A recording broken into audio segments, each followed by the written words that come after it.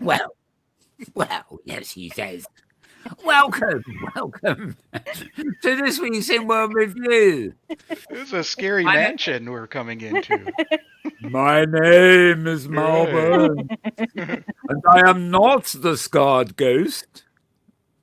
But Oh, gee, no, gracious. that wasn't for you, James. Sorry, Oh. everybody. This is the silly season starting already, folks. My name is Mal Burns. This is the Inworld Review, where we look at all sorts of happenings and creative stuff and whatever on the hypergrid, basically, and the open sim metaverse, which is what the hypergrid runs on, basically. Hey, Mal, excuse me. Could you click on your avatar so you look forward? Oh, I can click on my avatar and look backward if you want. Not backward. Much better. Thank you. That's better. Yeah. I think I sort of did that, and then things went awry.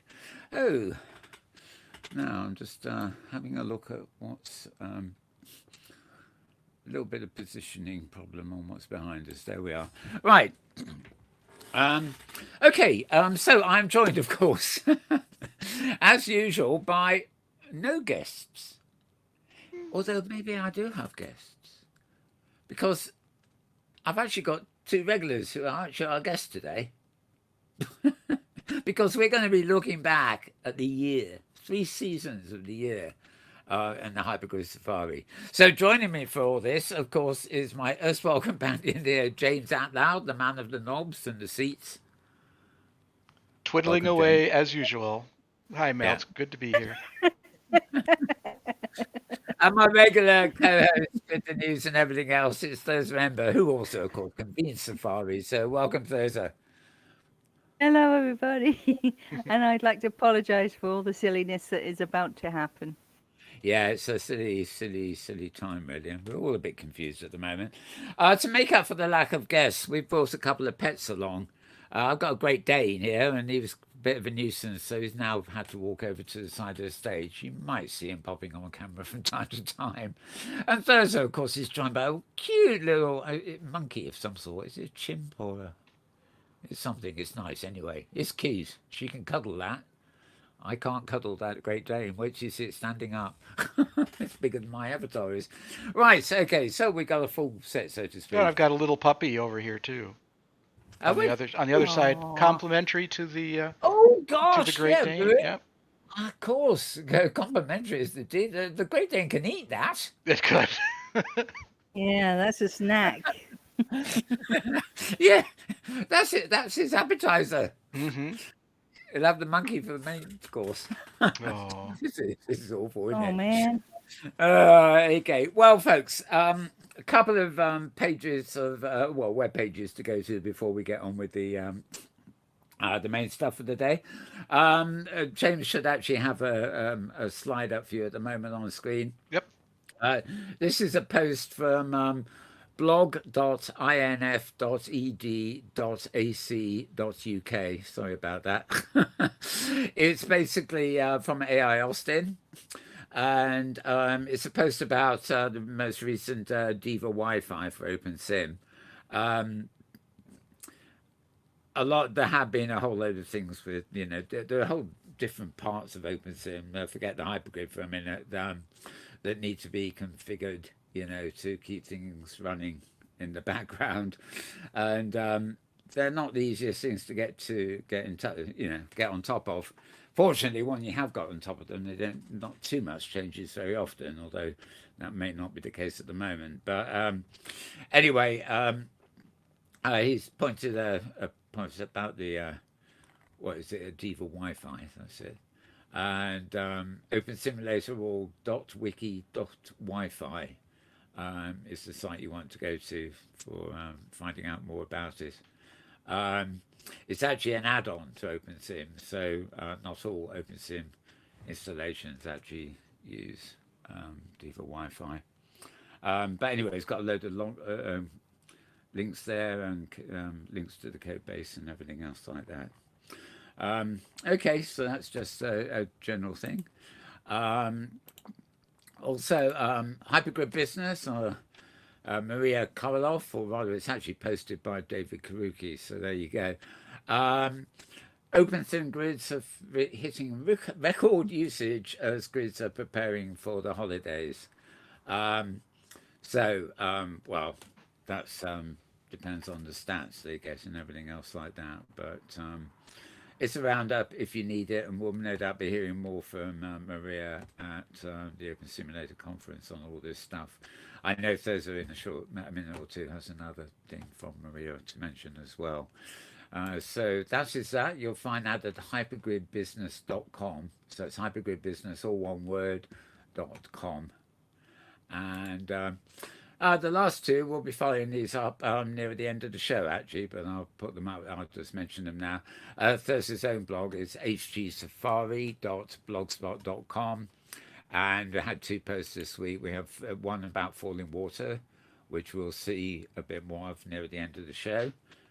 Based on the front lower right building, and what's the Aether Way is the other post. But I will keep these up in case we want them near the end of the show. But right now, it is actually time to switch over to Thurza, because she's going to bring us the latest hypergrid happenings.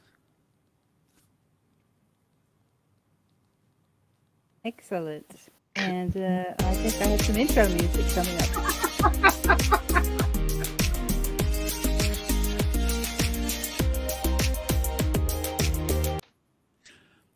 Right. Yay! Intro Yay. music. I'm loving it. It's great. It's excellent. And it's going to improve in the coming weeks.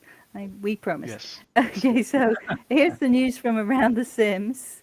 First of all, I'd like to point out that we love the name Hypergrid Happenings, but it's not all that unique to us because, of course, the lovely Stranic Zipper, aka John Simmons, made many moons ago a group on Facebook which has that exact same name, and you can join it if you are a Facebook person, and it's a great place to find out about music events, social get-togethers, art openings, and announcements of all kinds. John accepts pretty much anything as long as you obey the rules of common sense and good manners. And I'll be putting in the notes of the video the exact address of that group, so you can join it simply. So that's one thing we want to mention. Of course, John also organizes a great dance event at the end of the OSCC, so we'll be looking forward to that as well. The next thing I wanted to mention was coming up, as we all know, on Pangea Grid, they are having a year-long festival of culture and art, and the latest thing that is coming up, it's next Saturday, is a concert with Katia Portugal on the Fluxantis sim over there on Pangea, which is a really beautiful sim by Jason and Finia Flux. It sort of makes you think of Metropolis. There's something of the Jetsons in the sim. It's all made of mesh. Very, very pretty. And so that could be a really fun event. I plan to be there anyway. And that's, I think, at, if I'm not mistaken, 9 o'clock European time, so 12 noon Pacific. And that will be next Saturday. So that's another thing to look forward to. Next up, do you like to fish? Oh, sure. James, are you a fishing guy? Sure, sure. Are you a dinkies guy as well? Oh, sure. Begins... love the tidings. Yeah, there you go. I knew you were. Yep. So over on AMV, Alternate Metaverse Grid, every 2 weeks they have a fishing event for dinkies, run by our own Sophie Jano, who we love, who makes the Blah Blah Blah magazine. So she has this event happening every other Tuesday, so worth bearing in mind if you are ever or always or occasionally a dinky. That could be a fun thing to be part of. Next up, here's a fun thing if you like the Beatles. This is an event that's happening over on Zeta Worlds, which is a grid that we don't often get to. Yeah, I'm just saying it's an old name, but I haven't heard it for quite a while, actually. Yeah, so on the Stark Islands, which is a whole bunch of sims with interesting stuff happening. Ruud van der Sand, he's going to be doing a 3-hour Beatles event. That's on Wednesday, and it starts at 11 a.m. SLT. So that's 8 o'clock European time, 7 o'clock in the UK. And that's a fun thing to be part of. And again, I'll be putting the HG addresses in the comments below, so you can find them easy enough. Then here's a fun thing, and it's beginning. All the winter stuff is coming up. So who likes to ski? Apparently, they have the best ski jump ever. No broken legs. So why not go over to Neverworld Grid? It's already open. The Lost Notch. I'm pretty sure that must mean something. Yeah. I was careful not to ask in case it was rude. Yeah, I was kind of wondering about that. Lost Notch, never mind. James knows, but he's not going to say. Am I right? I don't know. I've cross country skied and I've downhill skied once, and when I downhill skied, I ran into a tree. So I didn't. Oh, maybe that was the Lost Notch. Maybe that's the Lost Notch, right? I found it. Anyway, go over there, find out what the Lost Notch is, and tell us in the comments below on this video. Please do that. Next up is... in James's case, it isn't a Lost Notch, it's a Lost Knob. Yeah. That's a thought. I told you, this is going to be a fun episode. Yeah. So if you're watching this show live and you like role plays, turn it off and rush over now to Counter Earth Grid, because they're doing a special event tonight, right now, which is an opportunity for people to join their gore-based roleplay group. And it's called One Night in Torvaldsburg. And go over there and find out about what they're up to. If you're interested in role-playing, Counter Earth is really the place to be if you like the gore lifestyle, because they have the most beautiful sims almost anywhere you can find, including Second Life, that are gore related. They have basically the whole planet going on over there, and it's very beautiful. They're very dedicated people, very kind too. So it's a fun place. So, and again, in just a moment when I finish, I'll pop that in the live chat comments, so you have the link to see how you can get over there. Sadly, I only found out about it 2 days ago, so I wasn't able to put this in the news last week. I would have if I'd known. But anyway, so that's something to look forward to being part of if you get there now. Did Safari go there? Sorry? Did Safari go there? Is that where the racing yes, we've was been on there the fly? several times. Yeah, that was great. Yeah, remember racing those big birds? Those and big everything. birds, right. Oh, yeah. Yeah, I remember crashing with Nara. Yes. So, and this is another thing you should do right now while you're watching the show. Hurry up, go, go, go. Today is the last day to put in your opinions on the OpenSim Grid survey. And again, I'll pop the link in the comments as soon as I finish talking. This is your opportunity to have your say at Hypergrid Business. They collect opinions. You can say how much time you spend on your...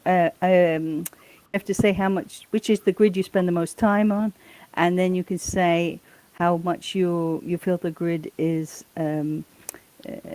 open to helping you if you have a problem, how good the performance of the grid is. You can give your opinions on there. So if you love your grid, this is your opportunity to give 5 stars all down the line and make your grid the winning one.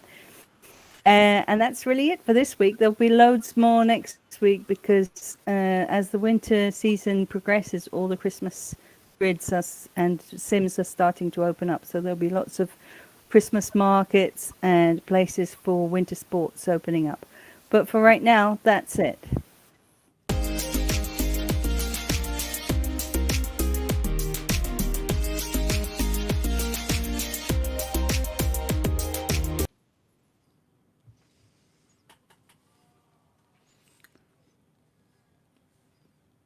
Okay. Well, thank you, Thirza. I just switched to the music came at a different time from the last slide, so I put the last slide up for you. Obviously, let us know if you've got anything you want to include in the hypergrid happenings as we go along. And I apologize, Mal and Thirza. My software was not working exactly as expected. But I explained, my yeah, last but, clicked and yeah. I clicked and nothing happened myself. So Okay. I'm in Yeah, the same boat. I This thought is again. OpenSim. It's I'll that tell you kind of what. day. Now I've put the final slide up. Play the quick music again for the edit.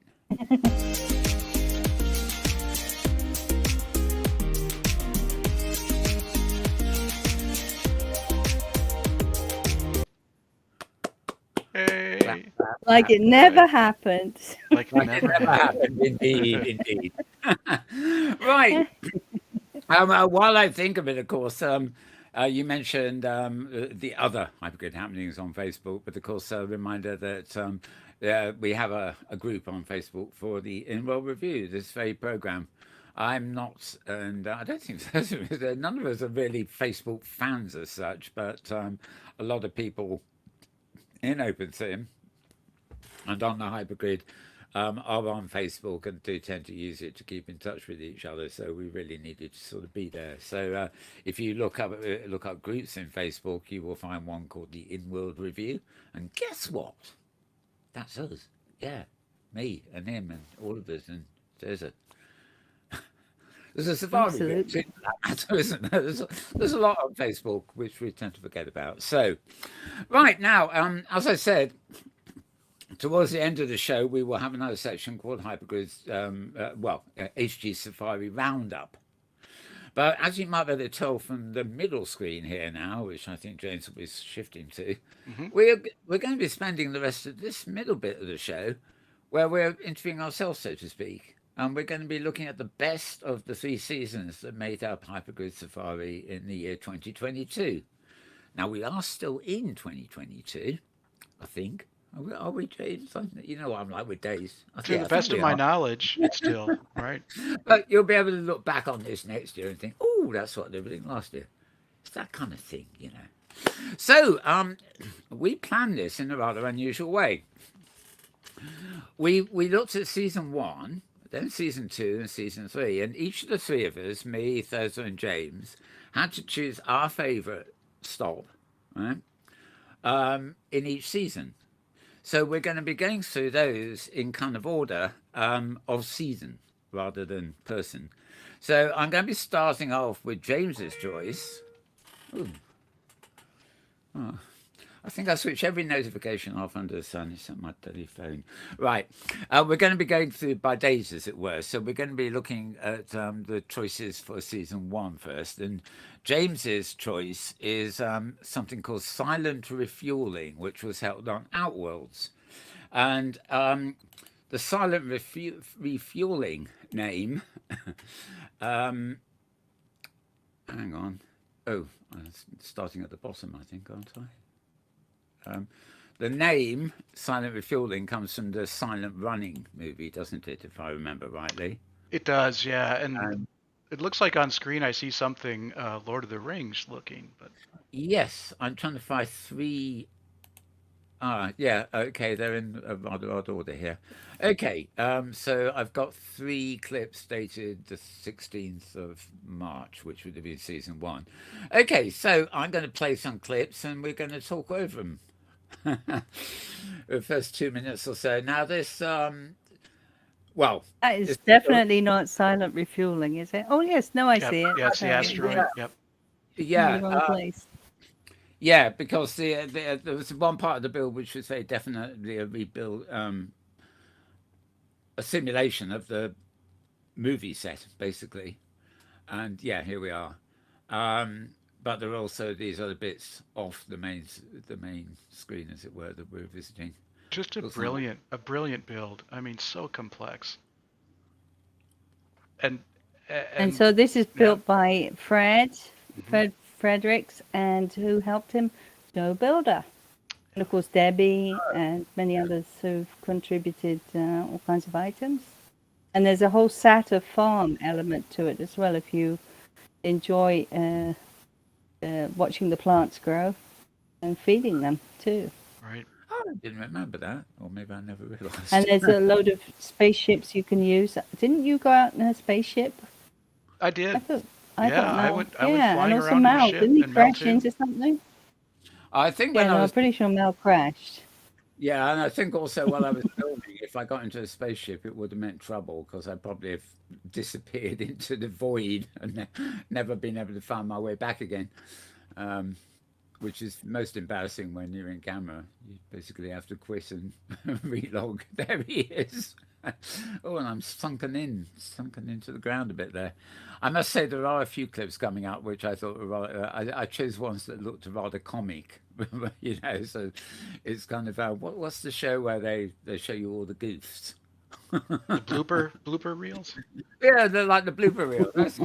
so there's a slight. I didn't really have enough bloopers, but I mean, there's a slight touch of the blooper reel about some of these clips, Yeah, and those especially. little robots you see on the screen now were just, I mean, they were adorable in the movie, and it Yeah. really felt like they were there walking around this build.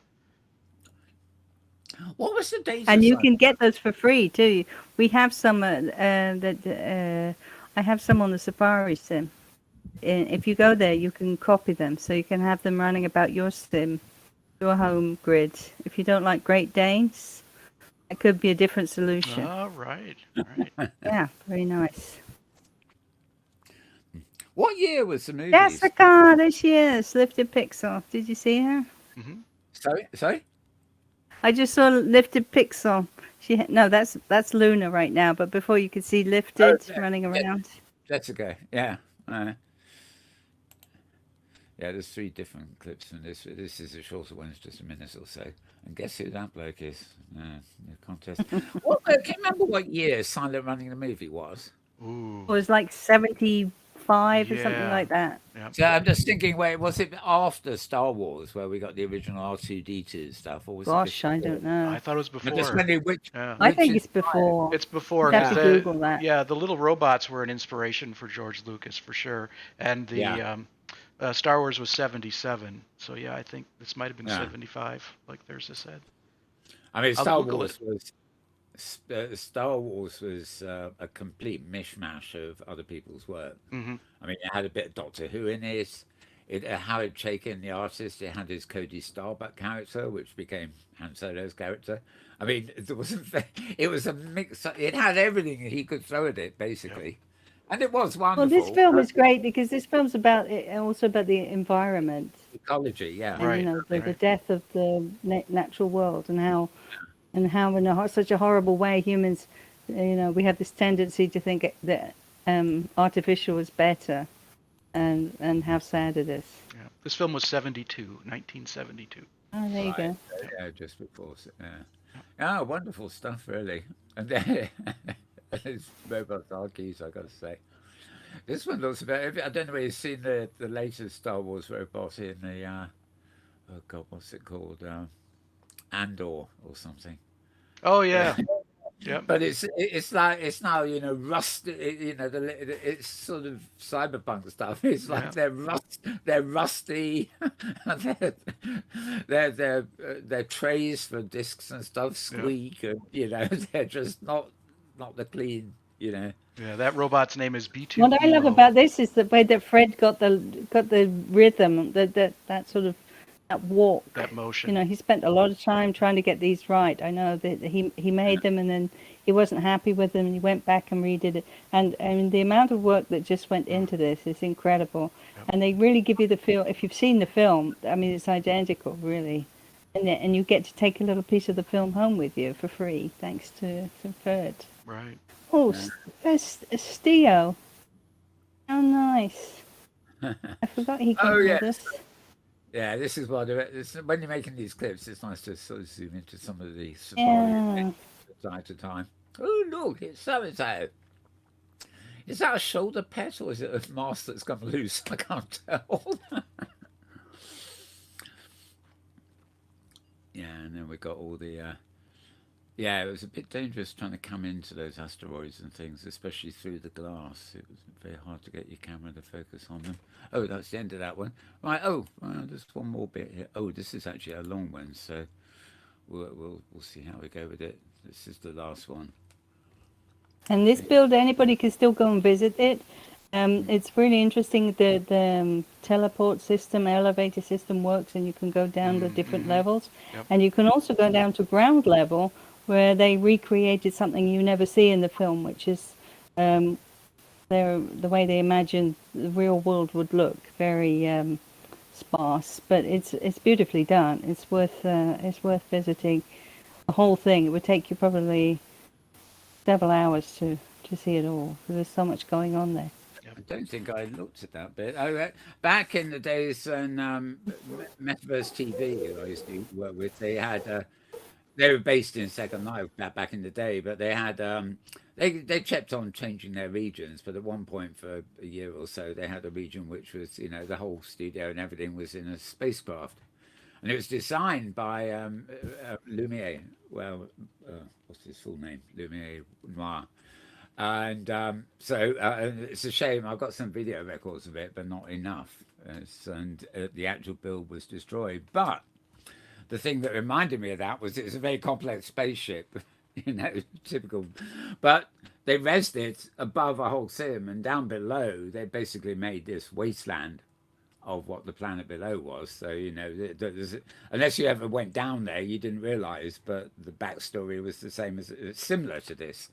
You know, well, and it was hard for you to film inside, but if we took the tour inside, obviously, more than looking at the outside, and it's full of NPCs, and there's all the readouts, and you can go in all the different rooms of the ship. Right. And so it's a really lovely build. It's more than just activities with the machinery, right? Exactly. Yeah, it's very cool.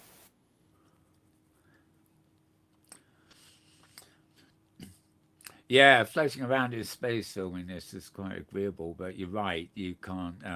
Some environments indoors, you know, even if you come in, you just can't quite get it right, you know. And usually I try and follow an avatar around, but that doesn't help much if they're jumping all over the place. Who's piloting that, or is that an NPC? I can't tell. I can't tell whether we did No, get me either. some of us got in there. I think it's just a figure.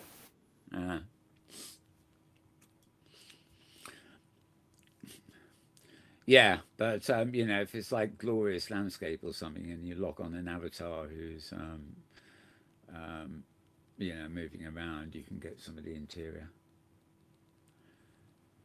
In fact, the one of Cherry Manga coming up actually did a similar thing, following what was her name? Not Cherry. Oh, she was skateboarding around the whole region. I just locked my camera on. There's not Ever. Who's the other avatar we know quite well? I can't remember now. It is late.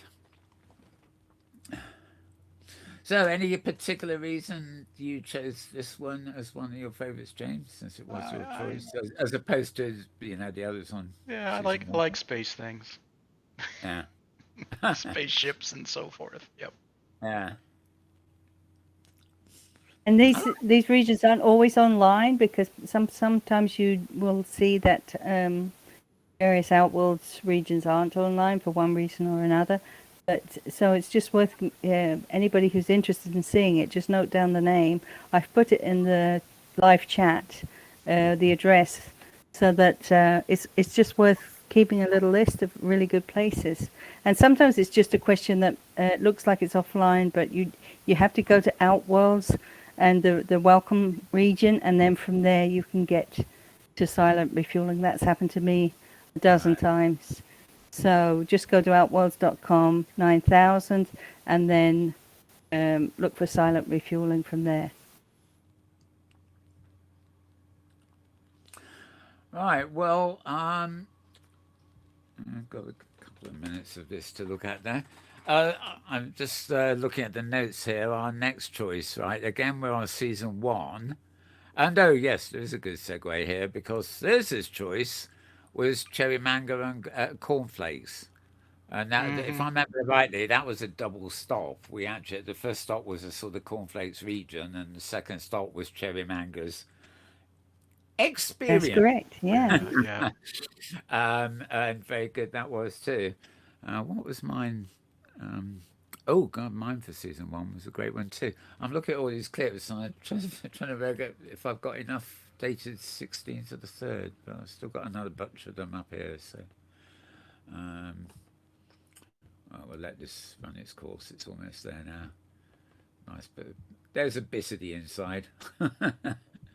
There was once I could, if I did get my camera into those tight spaces, there was a lot to see, of course. So. Yeah.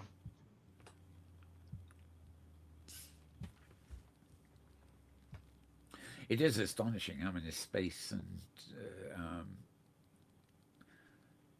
spaceship type environments. And well, forget Star Trek. There should be a whole open sim called Star Trek Simulators or something. Well, yeah. But it is a great thing. And I like the way there is a context between the land below and the ship itself. Well, that's about to finish. So I'm going to move up to. I really have to check on the fly here what I'm about to get. Right, that's from my choice. That's my choice, and that's my. Where is? Oh, good. Right, 16th of. Hang on, what was the date on yours? 24th of the second. Right, where's the 24th? Oh, I've got it as 26th. Here we are. Right. Okay, they are in order after all. I thought they were. Right. Okay, so Thirza, well, you can lead this one off because it's your choice. Got a bit of sound effect. Oh, yes. So the last week of February, starting back in 2015, the idea was to start a tradition that would be just for OpenSim. So many traditions that exist in the world are connected to religion or some particular culture. And the idea was, why can't we have a tradition, a festival that is entirely born and based in OpenSim? Many years ago, Cornflakes Woodcock was a creator. We're seeing some of his work right now in OS Grid, also in Metropolis for a while. And the idea was that, unfortunately, he passed away. And many people didn't even realize he had passed away because there was very little communication between a lot of us. There wasn't so much social media, and there certainly weren't shows like this back at that time. So I had the idea, why don't we have a festival that's just for OpenSim, by people in OpenSim, and we'll choose a figure from OpenSim, and that's Cornflakes. And we'll kind of try and have a festival of silliness. It's, as you can see, his works of art are very crazy, and they're based on prime colors. And so the idea was, obviously he's passed away, but the idea is not to have some kind of very miserable and somber festival of people who've passed away. Obviously it's nice to remember them too, but a sort of an OpenSim Christmas, if you will, in that everybody can celebrate it in their own way. And we just have 1 week of the year when we just as silly as we wish to be and have lots of parties. So we called it Cornflakes Week, and it was celebrated pretty much every year since then. It's been celebrated since 2015, sometimes on many grids. One year we had 11 different grids participating. So now the safari started up again, so we're hoping to involve more people in doing this. And what happened was, before we were looking at the Cornflakes Tribute Sim, and now we've moved over to what happened this year, which was that Cherry Manga made a build above the clubhouse, and she tried to reimagine. This is the person I was thinking of where I was talking about a camera a lot. This is Tina Bay wearing this, and I literally locked the camera on her and her skateboard, so we're whizzing around. That's right. So in a minute we'll be able to see your pan out, and you'll be able to see that Cherry made this fantastic cardboard box looking installation, and it's full of bubbles and particles and all the bright colors and the balloons and everything you associate with Cornflakes builds, but reimagined by Cherry Manga. And we had Whirly Placebo. He did the singing. So it was a lovely day, and that was February this year. And of course we'll be doing another Cornflakes Week next year, and that will be the last week of February. Thursa, your microphone is getting into your breath a little bit. I don't know if you can lift it up or Oh, down. sorry about that. That's all Is right. that better? Yeah, much You're better. eating it. Okay. Cool. Oh God! Of course, we had to have him in there somewhere. Right, and this. Oh, 16th. No, 23rd. Oh, February 23rd. the breath is back again, Thursa. Ah, this is the one we haven't seen yet. Right. Okay. When I Yeah. think of cornflakes, I just think of whimsical, and This is it's not. That it's was Nara. very uplifting. Yes, me too. Some people, when you talk to them about doing this event, they immediately say, "Oh, yes, I know people who have died." And you're like, "Well, no." Yeah, I yeah. mean, yes, it's a shame that he passed away, but Good. he would have hated people celebrating his death or thinking about death. Mm, He loved life and he loved funniness, and he was extremely, pragmatic in his views. There's George. yep. And so he would have loved it the idea that people were enjoying and laughing at his creations much more than, as Kelsa, much more than kind of getting upset. He would hate that. And of course, we remember with love and respect people that have passed away. But the idea of Cornflakes Week is not to be sad, but to kind of be silly, which is exactly what his sim was all about, being silly.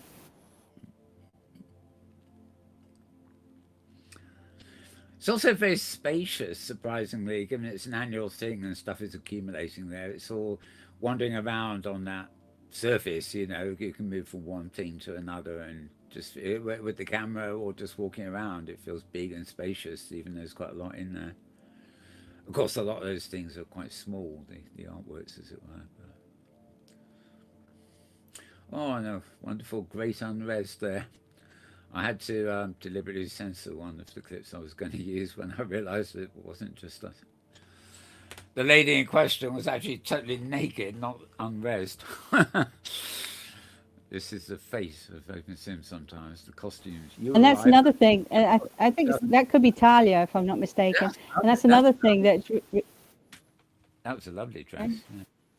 yeah, no, that's another thing that people like to do is make outfits to wear for the week, so that it's a carnival spirit. It's not carnival because carnival is something that happens in the real world. This is just something that happens in OpenSim, but with the balloons and with the crazy coloured outfits.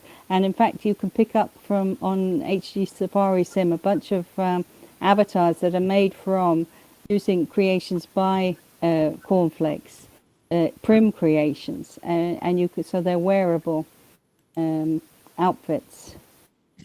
Yeah. Something about the build too reminds me of circus, and I always wondered Yes, if very cornflakes much. had a connection to France or Europe and mimes and circus. I guess so. He's European. Ah, okay. I suppose that's part of his tradition. Yeah. Sure, sure. Okay, well, the final one for season one is my choice. And this is a build, I think it's pronounced Phaedra, Phaedra, and it's on the region called Ignis Fatuus, or Fatuus. Oh dear, I have to spell it, and I'm still not sure I'm pronouncing it right. Anyway, the reason I love this, so let's get the movie running. It was so kind of multi-layered. I'm running these in the well. I had quite a lot of clips. I've just chosen about three to go that are in more or less the right order. Um, if I remember rightly, we resed somewhere down below beside a sort of a typical English telephone booth, which was, of course, very misleading Hmm. because this region unveiled itself as we moved up and up and up. And there was on each level there was a lot to explore. But as we'll see when the camera starts moving out a bit, this isn't like one skybox stacked on top of another or anything. It's actually got walkways, in the air that move up between everywhere you could possibly want to go. You can get a feel for it here. That's stairwell. Well, it was a stairwell. Where? Yeah, and there's another one, just leading from one place to the other, all over the place. And I this was just wonderful.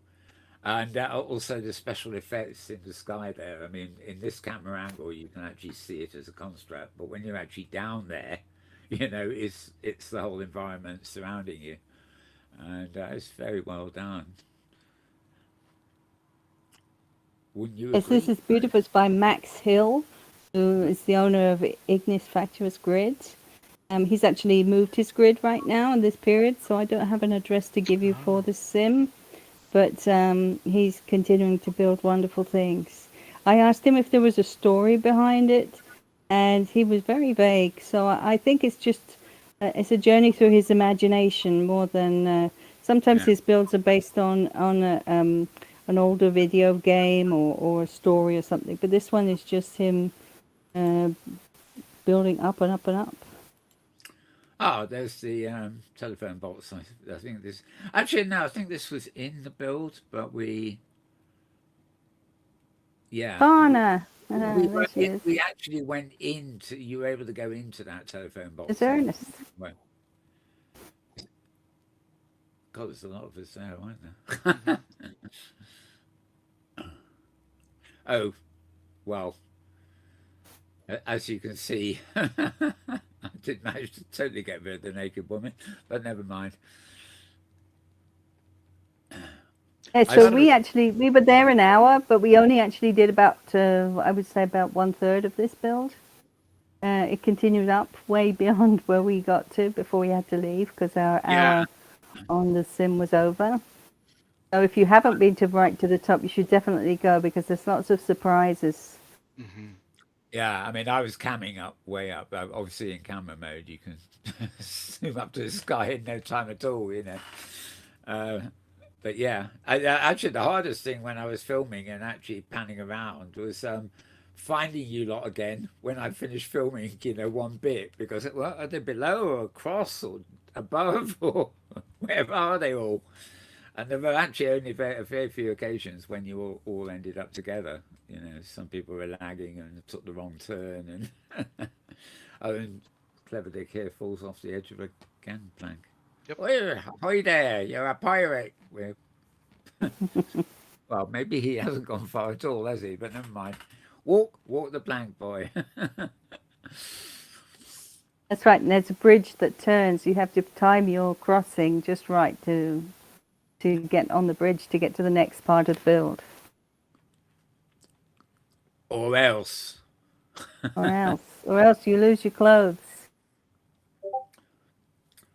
It's funny that.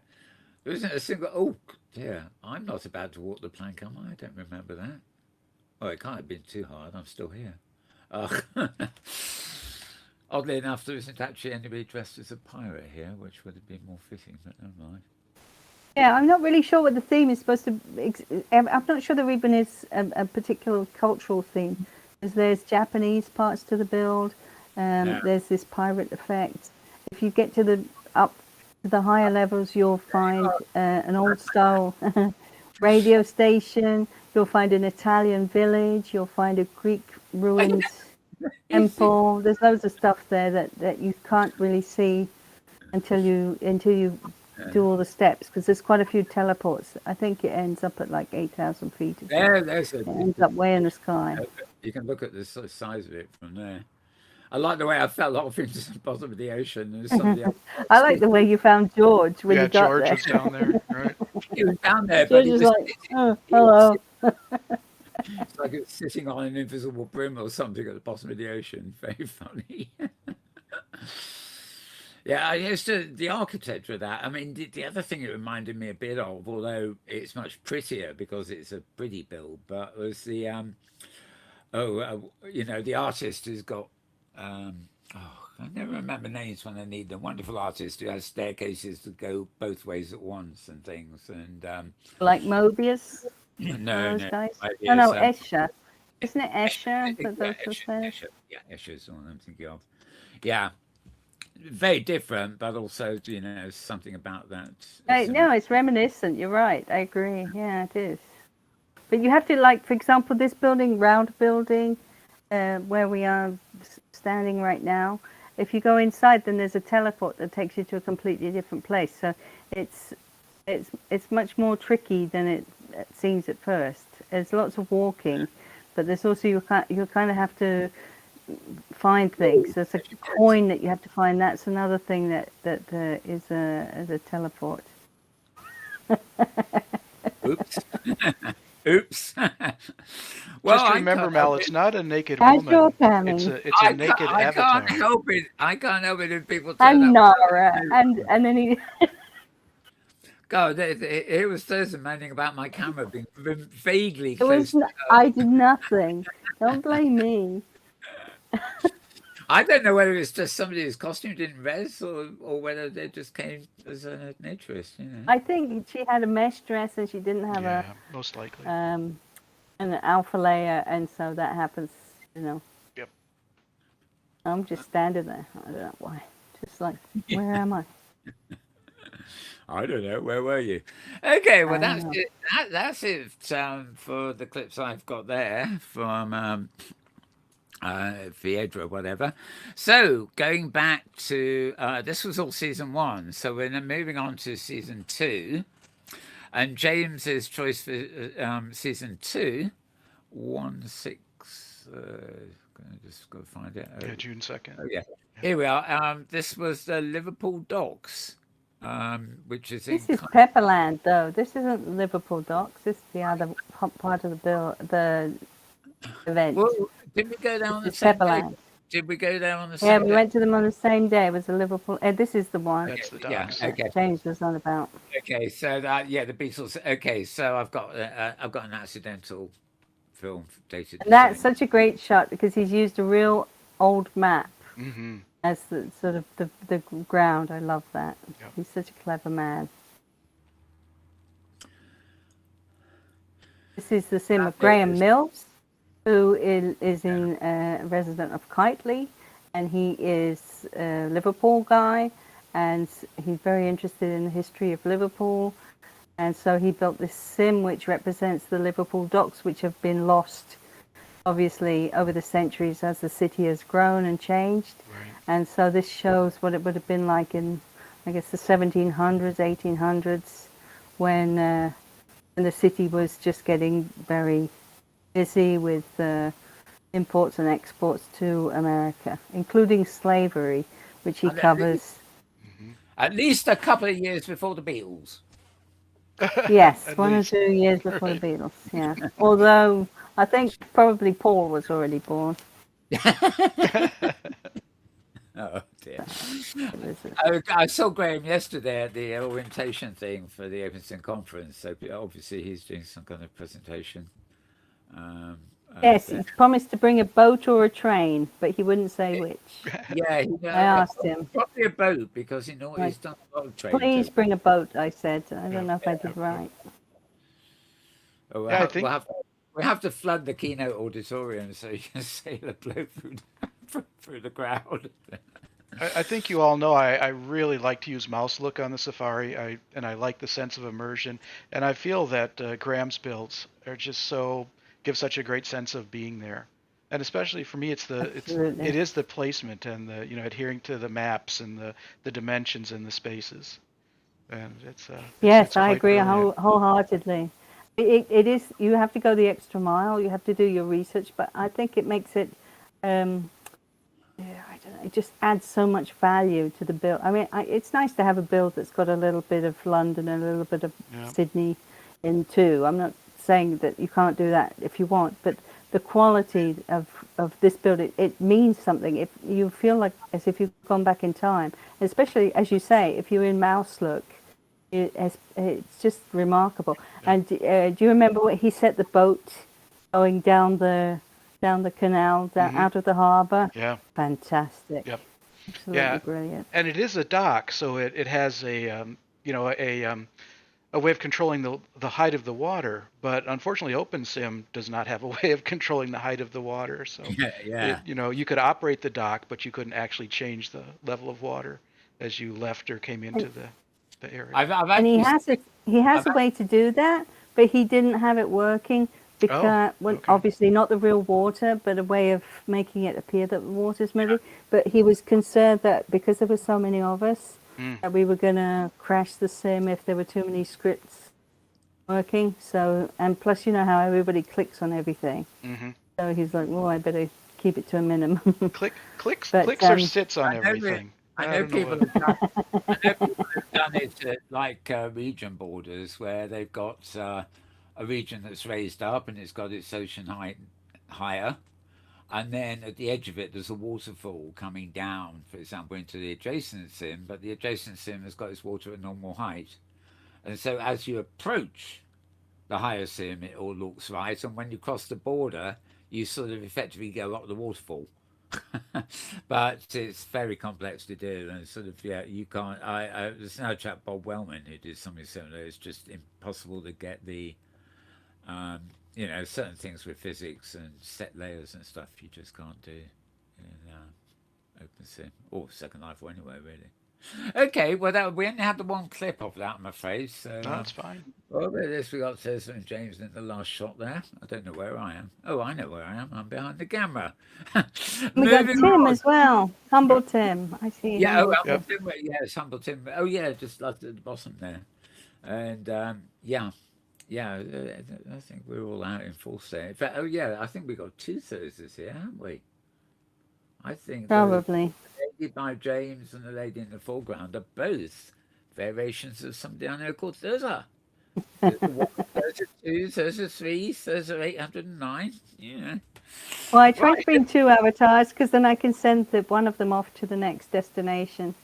Make Yeah. sure all is well That works before so we well. depart. It's a trick Not I, really, I but thanks it's a for trick saying I that. used to do a little bit, and it's I'm never very happy with the result because especially if there's sound involved. But I will use. I think it's Second Life. I had an alt called Melbourne's Footman, and he would go in with the camera, and he would be able to film me talking, doing a panel or something.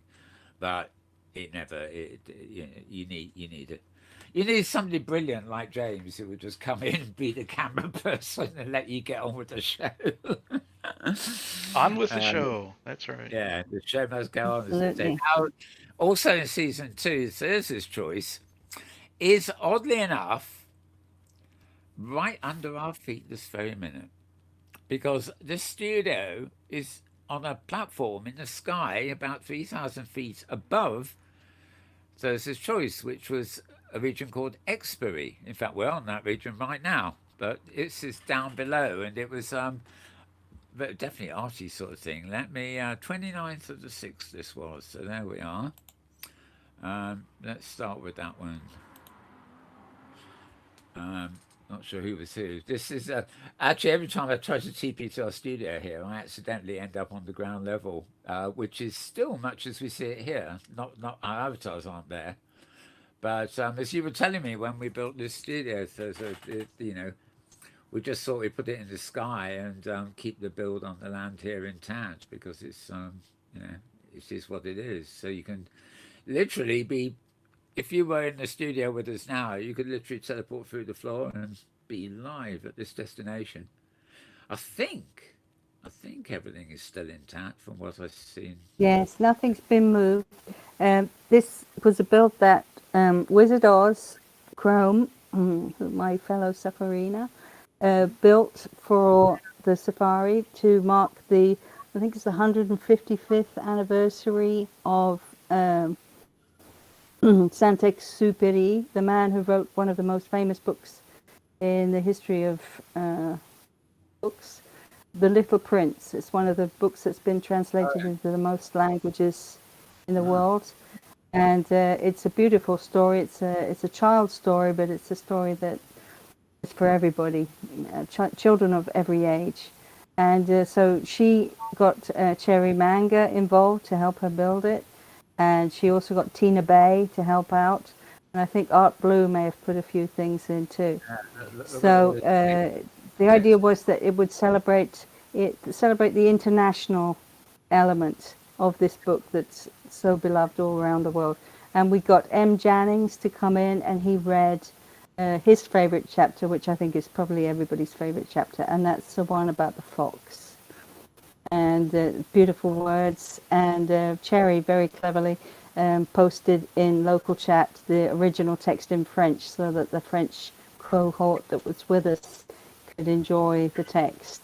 And it was very moving, and they just did such a beautiful job to represent all the different elements of the story. If you know the book, you will enjoy it. If you've never read the book, this build will inspire you to do so.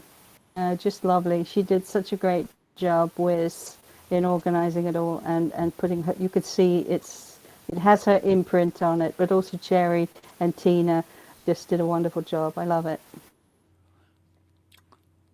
Yeah, and having all those all the translations on the bits of text is a real help too. You know, we got translators and things like that, but when you've got signage in multiple languages, you know, so it shows a bit of thought. You know, it's actually a bit of thought that most of us English people would never think of. We just stick the English up there and think that everybody else speaks it too, which they probably do. But I mean, you know, I just like the idea that, you know, if you go to an Italian region or a French region or something, they think to put a translation of the information too.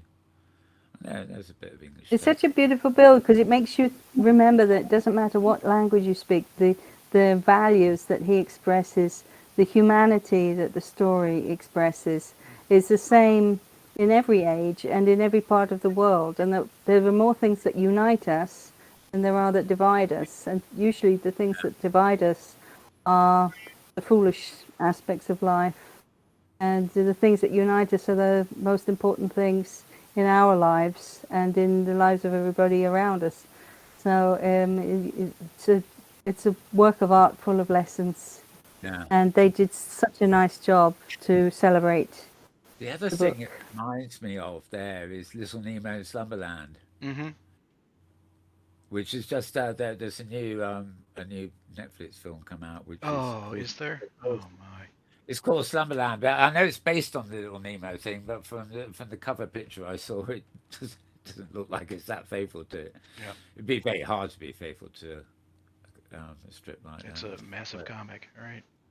Yeah. Oh, I had a huge bound edition of all of them at one point. I've still got 2 of the 3 volumes, but I don't know what happened to the big one. And you have there the film with the in the film you see the rose in the center. Of course, the rose is a central figure in the story, and Cherry made an animish version of that rose, which is a gift that anybody going to the sim can take. Of course, during the safari, everything's happening all at once, and it's easy to miss things. So I try and include the details as much as I can in the blog post. But it's worth just popping back and taking another look around the sim many times. And that's an avatar that you can pick up that originally was made. I think it's Erasmi Beck made it. Many years ago and gifted it to Cherry. So she has brought it to OpenSim, and she has included it in the Festavi avatars. This was one of the ones that was available way back, was that 2015? And you can still get it, and it's a great avatar even today. Good old days before animation, everything else. Yeah, well, you can make it into an NPC. And you can wear it. In fact, this is M. Janning wearing it to read the story. Yeah. Well, unfortunately, I actually thought I had a second clip of this region, but it turns out not. So that's actually the only one I've got there. But it's all downstairs. It's all downstairs. So you can come over here anytime. It's we are on. We're on Ellis Grid, and the region is called Exupery, which is Exupery.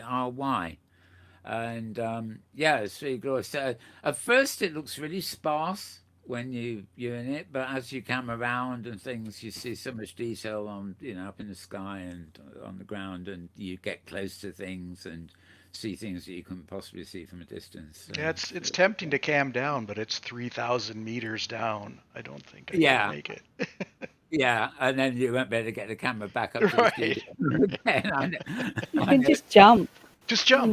Right. No, actually, if you come down and get stuck down there, then you just press the escape key and you'll be back up in the studio, which is where you're sitting. But I wouldn't want to try camming 3,000 feet. We could do that another day. Meters. longer than Yeah. feet. Meters. Fair enough. Yeah. Right. So that was Liverpool Docks Expiry, and it's my turn. Yep. Right. Okay. On the 18th of May in season 2, we went to Celestial Japan on the Discovery grid, and it's a historical Japanese city. So I've just got to quickly look up here. What was it? 18th of the 5. There we are, and the top one. Okay, I don't know if it's in the right order. We've got a few clips of this. So here we are. It was a historical Japanese city on the Discovery grid, and a picture speaks 1,000 words. Actually, it was wonderful to film this. You can see here. I don't know whether this is the first clip I took. I got about 3, but I do remember this must have been quite near the beginning when they gave us a lecture on the region, and of course they got us to sit down on these mats, including me. Look, and we had to listen, studiously to what we were being told about the region. No audio here, of course, so I can't bring that to you. Yes, this is Gillian Quintessa's region on Discovery Grid, and she has done a lot of, again, similar to the Liverpool Docks build. She's done loads of research, so it's a very authentic village in the Edo period, I believe. It's called Tsukimura, and it's how Japan would have been, I think 300 years ago, something like that. So you can click all over the place and find note cards that explain about cultural information from the time. But obviously you can just enjoy the build as a playground as well, because it's huge and there's loads of stuff to see. I believe she has some rental houses too in one area. So if you really love it and you want to occupy some space there, that you would like to make that your home, that's also an option. And she's got some nice animish that we went to see. And it's just very pretty sim. Yeah, I walked all over. It was really, again, very immersive. Very, very nice place to be an avatar and move around. Yeah. And quite a nice place to fly around too. If you catch my drift. You can, speaking of walking around and flying around, you can actually take a boat. I remember with Xena, she got one of the boats, and 2 or 3 of the girls were sailing all the way around the islands. Oh, wow. I missed that. I got some gifts of them doing that. Lovely. Some fun. Oh, So there's lots of activities. I remember. I didn't think it was this place. There was some other place where you had a boat on the. Oh God, I know what it was. It was the outside of one of the Mobius builds. Yeah. And then people were getting lost in the boats and trying to find the right place to anchor. And if you remember that, but that wasn't here. So we've actually also been to quite. I remember this bit now. We've been to quite a few. I think 3 Japanese builds of one sort or another.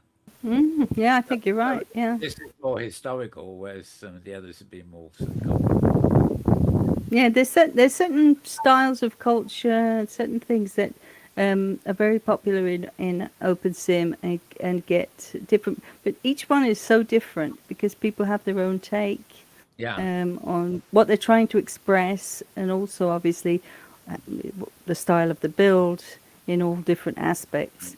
So it's always curious to see how somebody's going to come up with their version of Japan. Yeah. It's charming. I mean, sometimes it's the exercise is in replicating something that's no longer possible from history. Other times it's just a complete fiction, but based on real cultures and stuff like that. God, another semi-naked. I think they should deliberately make that one. I think it's getting to be a theme. No, I try to capture everything, and if naked women are part of it, then This is a journey around Mal's mind. Yeah. Oh, this is brilliant. This was a theatre. This is a kabuki theatre, and she showed us this. That would be brilliant to see a show in there. Oh, yeah. That's the kind of place you can imagine Medora putting on one of her shows, with all the synchronized dancers and everything. That would be great. Something that's actually intrigued me. Grace McDonough, who is a minstrel singer, very good one actually, in Another World. Um, she had a thing called Music Immersion many years ago, but she released an album, and she created a platform in the sky with a different set for each song, and you all had to sit down at the beginning and stay in your seats, or you're in trouble. And she moved the whole audience up to a different skybox for each song. And it had, all the seats were in the same position, but the whole environment was completely different because it was an environment that had been built to match the song. And a similar thing, but I haven't seen it done yet, is I thought of it when James was talking about Liverpool. You've got a set period in time there, but you can imagine somebody like they finish that and think, right, that's 1867 done. Let me do another one for the 1930s, and you do it on the platform, and so on and so forth. So Yeah, that's cool. Yeah, eventually somebody visiting will be able to travel through time. They'll have a that's a starting really point. good idea. Yeah, a lot of work too, and of course, only the ground level will have a genuine ground, but you can mimic it with mesh on skyboxes and things, and you could Well, travel you through could have time. a series of sims that are not contiguous, so that Yeah, and then at a certain point the person's teleported to the next sim. And then they could all be on the ground. yeah. I think it would be easier to do in a skybox though, because buildings that don't change, you would simply duplicate and move up onto the next level. That's true. So Yeah, you'd be able to have things that it's changed subtly. If you had a that's true. 1867, then 1876, probably not that much would have changed. So you'd be more appreciative of the changes by juxtaposing them with the things that haven't changed. If you see what I mean? Don't just say there's no naked ladies in this video. Are you sure it was you who made it? Are you sure there were no naked ladies?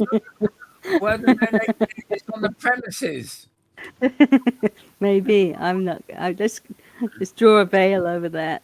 I think it's actually. I think it's another Japanese film, which we went to more recently, where I had a film with a guy, playing with a gong on stage and things. It was Oh animation yeah, stuff. that's Kashi Takeshi's place. Yeah, Yes, we went there.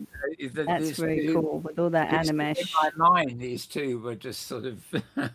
But was They're that brilliant. Japanese one, or was it the other Japanese one? Yeah, yeah, two really great builds. They should form a league of Japanese builds, and do like a festival. Yeah, That would be great. like the Trekkies. You can have the chaps or something. Yes, this was way off. That little build was way off, as you can tell. Because I mean, when you're cameraing over distance, a lot of things don't come in; they disappear because they're out of range of rezzing into camera. But yeah, I'm now coming back into the main bit where we landed and had that intro session. Um, yeah, it's a nice lot of water there. And the obligatory dance ball. For those of you who don't know these worlds, whenever you get to a venue with a nice bit of space down there, you'll see floating balls in the sky. And that you clicking on those means your avatar can dance. You can even choose a I dance. God save anybody who doesn't know what virtual worlds are that's trying to watch this video. Yeah, well, I'm trying to help, there's some way to helping. And who knows, I just, all these naked women hanging around unexpectedly, that would be of interest as well. oh my I'm goodness. I'm Oh staying my mute on goodness. I'm staying mute on that one, but or what about the hunky Japanese men or whatever? Yeah, I better shut up, hadn't I? I know. Oh, look, Here we are. there's two of us, and we're fully dressed. Yeah, Wouldn't you believe we're fully fully dressed. dressed? Yes. Right, Like, look at who's this strange man? and who's this strange woman? Oh, my Yeah, true enough. have to Yes, use this was the end of the tour, really, where she showed us this wonderful place that it gives you the panorama, and she, of course, her Great costume is just costume, and absolutely beautiful. Yeah. Nara's as bad as me for change. She never changes her costume. Well, she's trying to keep the prims down. She's trying to be at the least laggy that she can be.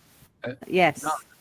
So unlike me, who just wears anything that happens, her idea is to try and help the group by not wearing a very complex avatar. Yeah. So she has something that looks good, but it doesn't change a lot. It's a good look. Yeah. I just, it's actually great fun because if I'm coming around and, I can always see, I can usually see you because of your face, which is very similar on all of your avatars, I think. But Nara is unmistakable. And of Absolutely. course, Luna too, with that hair. You can always see Luna if she's Yeah. with us. She has that long hair. oh, sorry, I've frozen on the bridge there. Oh, I think that was, I check 4 clips. 1, 2, 3. Oh, that's it. Okay, well, so that was my contribution to the favourites list, so to speak, for season 2. Which brings us up to date, the very last season, season 3. Well, it's not going to be the last season, but it's the last season of this year, and has indeed just finished last Wednesday. And we will have a special roundup at the end of the show, which features last Wednesday. But for now, we've got 3 more locations from season 3, and we start again with James. And, well, you complain about me following naked women. Kinky Haven? Kinky Haven, Wendy! Wendy, you're up now. I know you can hear me. Sorry, I've got to find the date here. It's the 8th of the 9th, or is it the no? Oh, this is going to be my lovely friend Wendy Blackthorne, who is just fantastic. And it's called Kinky Haven, but it's really not really all that kinky unless you go there and you want it to be. It's a beautiful sim. We got to visit her fantastic region, which was chosen by James. I know he's going to talk about it, but I wanted to say you should also make sure you check out her underwater regions. They are brilliant, and there's a craft that you can use to sail through the water underwater, and there's a whole city under the water. It's just beautifully done, fantastic. But that's not what we went to see. This time we went to see Dalaran. Right, this is the right one, isn't it? Yeah. I've got a different date on this. This is the one where... Oh, that's not Dalaran. Hang on, it's not the one where we took a boat ride around? No, that's... No, this looks like Hobbiton. Yeah, 29th of the 9th. Oh, God, we went to... Okay, 19th of October. No, that was Hobbiton. Oh, I got all mixed up here. What's going on? Okay, I should have put these away when we finish with them. Sorry about this, folks. As you can see, I'm flicking through a load of still frames, trying to identify what's where. And it might have been... No, I can't believe it's one. No. Oof, dear me. Liverpool again. And this wasn't one of our choices, was it? I think I've got... Yeah, I've got that one by mistake. Oh, well, I think we'll just have to... Right, this is the 29th of the 9th. This was the one where we were all in a big boat and we were driven around the whole region, which is... was that Dewdrop? Right, that's your choice, Thirza. So I can't find Kinky Haven, the 28th of October. Doesn't seem to be any footage with that date on it. I've got several different ones from the 20th, and then this. That's obvious. Right, okay, I've got 2 at the top here. What are the... Ah, okay. Sorry, these are these. Oh no, this is Dewdrop again, isn't it? Well, could it be in September? Have we miswritten the date? Was it a September date rather than well, it won't help me October now. date? It won't help me now. I've just been down. Or the maybe whole... we can look at it another time. Yeah, we'll have a look at another time. Oh, well, that's unfortunate. Well, maybe James, you can tell us about Kinky Haven without us seeing it. oh, Thirza again. It was an interesting stop. To be honest, I can't really remember it, although I certainly remember the name, and actually, it's a very misleading name, of course. Why is it misleading? Well, it wasn't particularly kinky. Ah, okay. No, Dalaran is a city that is in World of Warcraft, and Wendy is a big fan of World of Warcraft. She played the game for several years.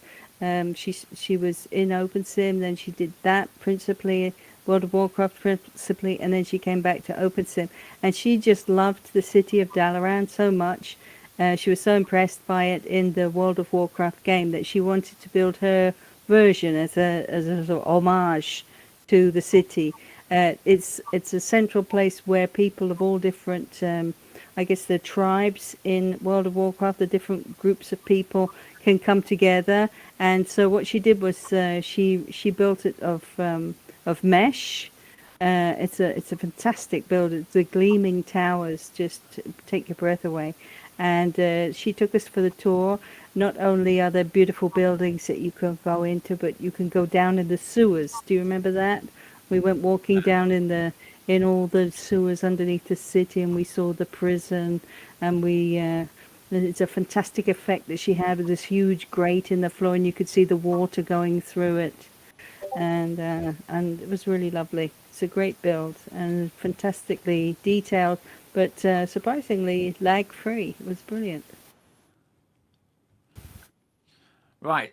While we've been talking, I'm desperately seeing if I can pull a clip from the network that might be the right one.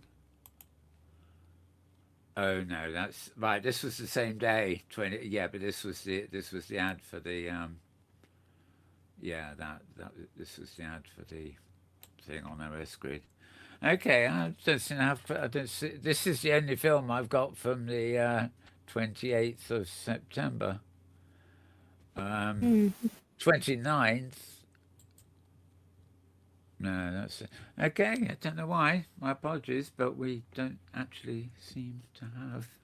We should have chosen a different. The one venue James chose on season 3. I can't find a film of it. But was it very difficult? Do you think it was very difficult to film or laggy, and I just gave up? I don't think so. I got some great gifs of it on the blog. Oh, that's the point. If anybody wants to go and take a look at that, they can. Oh yes, we'd have to go back for that. Okay, well, sorry about that. I think we've mentioned it anyway, and I think we'll just move on. I put the link to it in Discord, Mel, if that's helpful. Oh, that's great. What, the link to the blog, you mean? Yeah. Oh, yeah, right. Okay, I was just going to say, where would you have a link to the film? Oh dear. Sorry. Right. Okay. Yeah, I can't show you Discord because I'm showing my screen. But if somebody who's got Discord open wants to give the link to the date of Thurza's blog. I don't understand. Oh, forget it. I thought you said you got a link to something and then you put it in Discord. I was thinking, what do you want me to do with that? Share the blog on ScreenLeap is what I was thinking. Right. Okay. Yeah, but I haven't got it loaded here. It will interrupt the. Okay. Well, I think we can move on. Yeah. Right. I'm now panic there. Now I'm not sure where we are. Right. Okay. What was my choice for the end? Yeah. Dewdrop on the 11th. That was Thurza's choice for season 3. And I know you have the video for that. And that's this one, isn't it? Yep. That is this one. I know this. Yeah. So we all took a ride in a boat. It's a biggish boat. It got the whole safari into one boat. And I see James in his cap there. Nara in the. I think it's the leggings that I always. It's a really noticeable thing about her costume. The great thing about the thing I like when I first saw this build, which was maybe 6 months ago, it was actually on OS Grid, and that's where they had put it. It's a build by Aziaz and Danger Lytton. And of course, everybody knows Danger is a guy who's really clever at making boats. That's really his thing. And he builds a lot of other stuff as well. But boats is really his thing. I think And they're of coming. course, Azzy is a beautiful artist too. I think they're coming on the show, aren't they? At some point, sure, next year. I'm not sure if they are going to do that in the end, but they've been in OS Grid forever. I mean, I think the first time I met Danger was in 2009, something like that. So this sim is part of, their um, mutual building procedure. They build together, which is really so inspiring to see how they come up with these ideas together. But what they did was the sim was on OS Grid, but they moved it to their own private grid, which is it's hypergrid friendly, but it's separate from OS Grid, and it's called Shipyards Grid. And there's a bunch of really interesting sims over there. If you've never been to Shipyards, that's a grid worth visiting. But of course, this was a special tour because we got to be all together on the boat, and probably one of the most relaxing safaris ever, because Yeah, Danger just took us everywhere. We didn't have to worry about anything.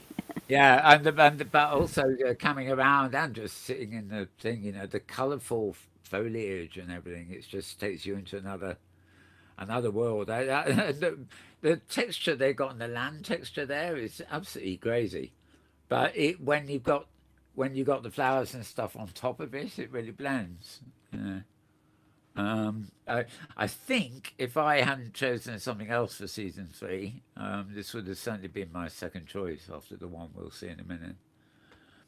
It's just it's like a total fantasy land. You don't get colours like that for real, but somehow it seems right.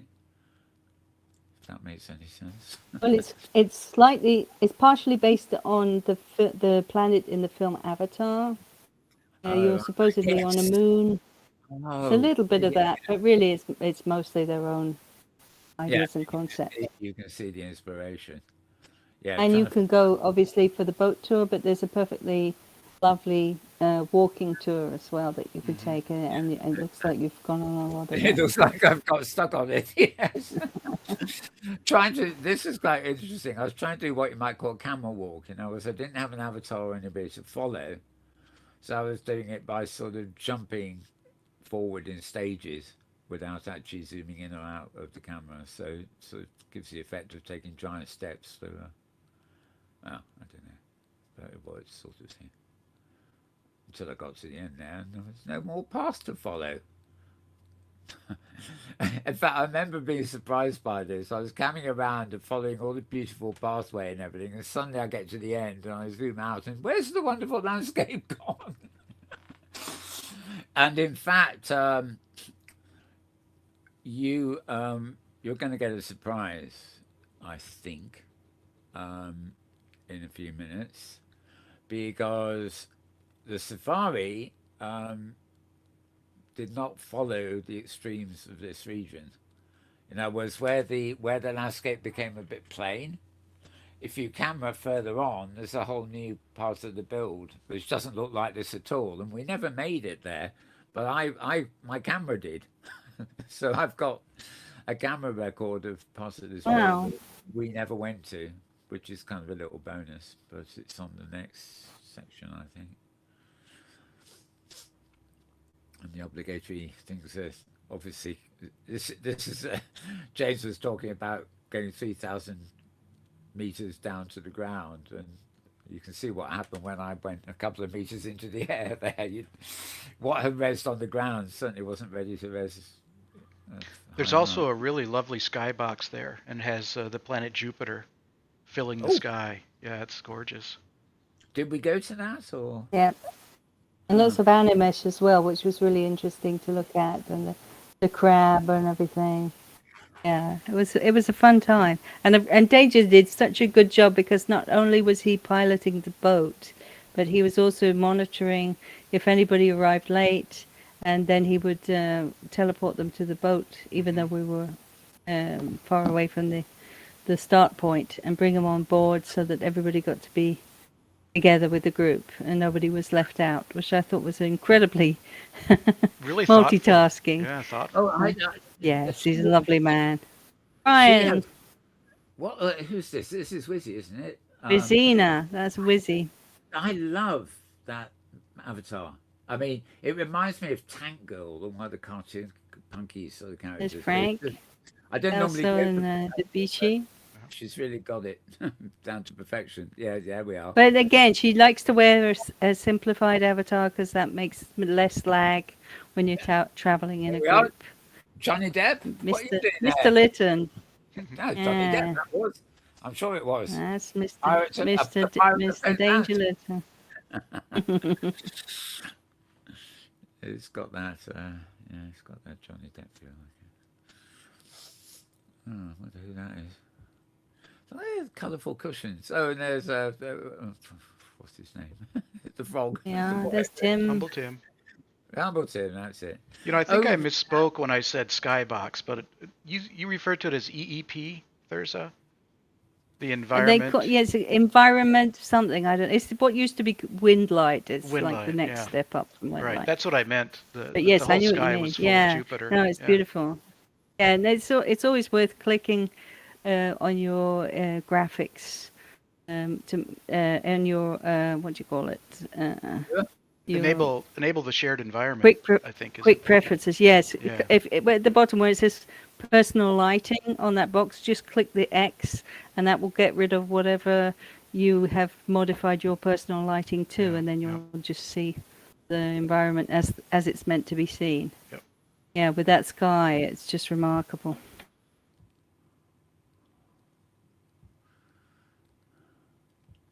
Yeah, please. Oh, that's Star, yes. who was Yeah. our guest last Oh week. God! Look at those.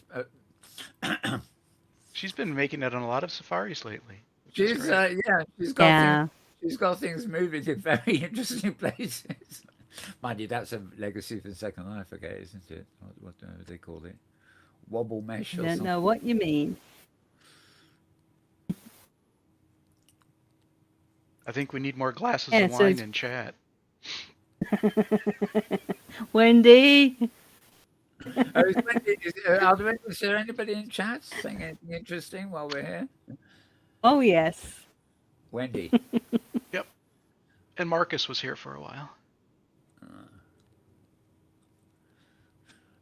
And they got so bored they ran away. No. Because we were just too long. Well, this is the epical year in review. Oh well. It'll be up there forever and ever, so plenty of time.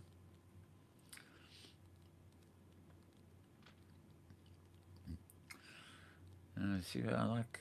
It's even got the. I don't remember that when I was watching it. I like the way the surf is coming out with from the boat as it moves. Absolutely. So Yeah. it's not like in the water. It's on. It's giving the. It's well done. Definitely gives you more of a sense of movement. And the strange thing was, I mean, I don't know if it's the same for everybody. It was definitely for me, and you can see it in the camera work. The boat didn't actually go smoothly some of the time. It seemed to jump a bit. You know, it's like a very small jumps instead of actually I think if like. you're filming, that happens. It's just Uh, because you're filming. Because if you're not filming, if you're just in mouse look or just camming normally, you won't see that. The uh, same thing will happen with a GIF. Even I think it's to do with your graphics card. yeah, yeah, it's sort of yeah, too much to take all at once kind of thing. I occasionally get it on some regions. Yeah, it kind of I is quite a lot. teleport into a region and forget the camera. I just try and start walking, and I mean, there's obviously those famous ones where you're stuck and you don't walk at all because it's overloaded. But there's others where I seem to walk forward in jumps. It's not nearly as smooth as what I think a walk should be. It works, but it's like a I don't know a robotic walk where you very definite sort of 1 foot forward thing. Okay, one more piece from this, and just as colourful as the previous piece. And I think this footage here, I think I've got footage here of the bit we never got to, but we were sort of I think they were talking about having us back to the other region. It was a So there's a whole backstory to these flowers that is that they're sentient flowers, and Azzy and Danger were explaining that they're the civilization, if you will, of the planets. So Yeah. they're different, the male flowers and female flowers, and they have a whole culture. There's the very oldest flower, or I don't know, they're flowers or they're trees, and a bit of both. A bit of both. Called the Methuselah, and so it's one of those sims that you could go to and just kind of have a perhaps more superficial, oh, that's very pretty experience, and that's wonderful. But if you want to get deeper into it, there's even more going on there in terms of creativity and imagination. It's a place to go back to again and again, really. Yeah, as you can see, I just love coming around these plants. It looks like it looks like the other clip I had, which actually went to the region we didn't explore. Is not one of the clips I brought over because I got, out of 6 or 7 clips of the same region, I just chose 2 or 3 to bring over for this show. Right, so that's it. And well, it's not quite it, is it? Because right, my choice for season 3 is, wait for it, it was on the 19th of the 10th. There's a bit there, and a bit there, and a bit there. I hope I've got it right. I'm going to start with that because it looks about like the start place. This was Hobbiton. It's a build by, again, it's by the Joe Builder and Third, and it's on the Outworlds with the Z grid, which of course is the same name he gives to all his installations. So let's get going. Oh, and we got a bit of sound too, which is always more fun. Not too loud.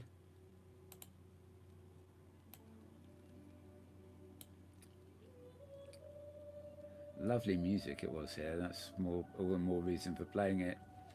I don't think this is actually at the landing point. We did land at the bottom of a sort of path like this, and then we generally explored following the path. Yeah, that's the inn, which we were able to go inside, and then we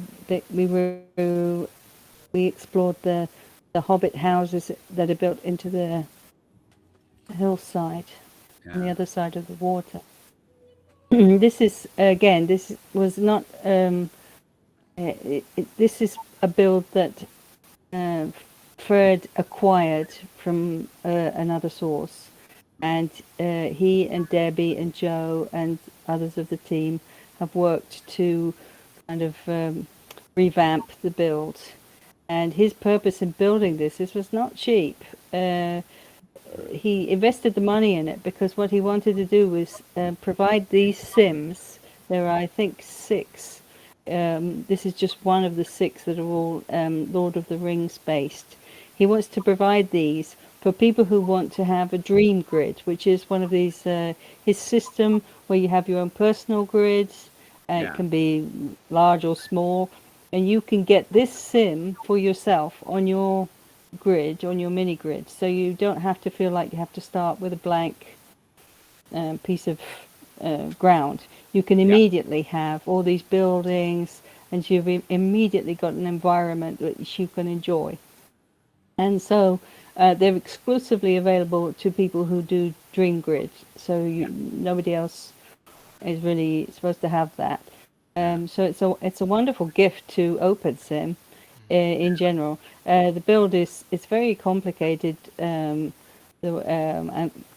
complex, I should say, because he's got loads and loads of NPCs in there. There's bees making honey, as you can see right there. You've got all kinds of different NPCs, elves and ents and everything. You've got Frodo is in there, and then isn't this the one where there's the cave and we saw like a golem and stuff like that? And a Balrog, yep. Oh, underneath, right. Right. I don't think I brought those ones over. I couldn't. I was watching them and I thought, what was that?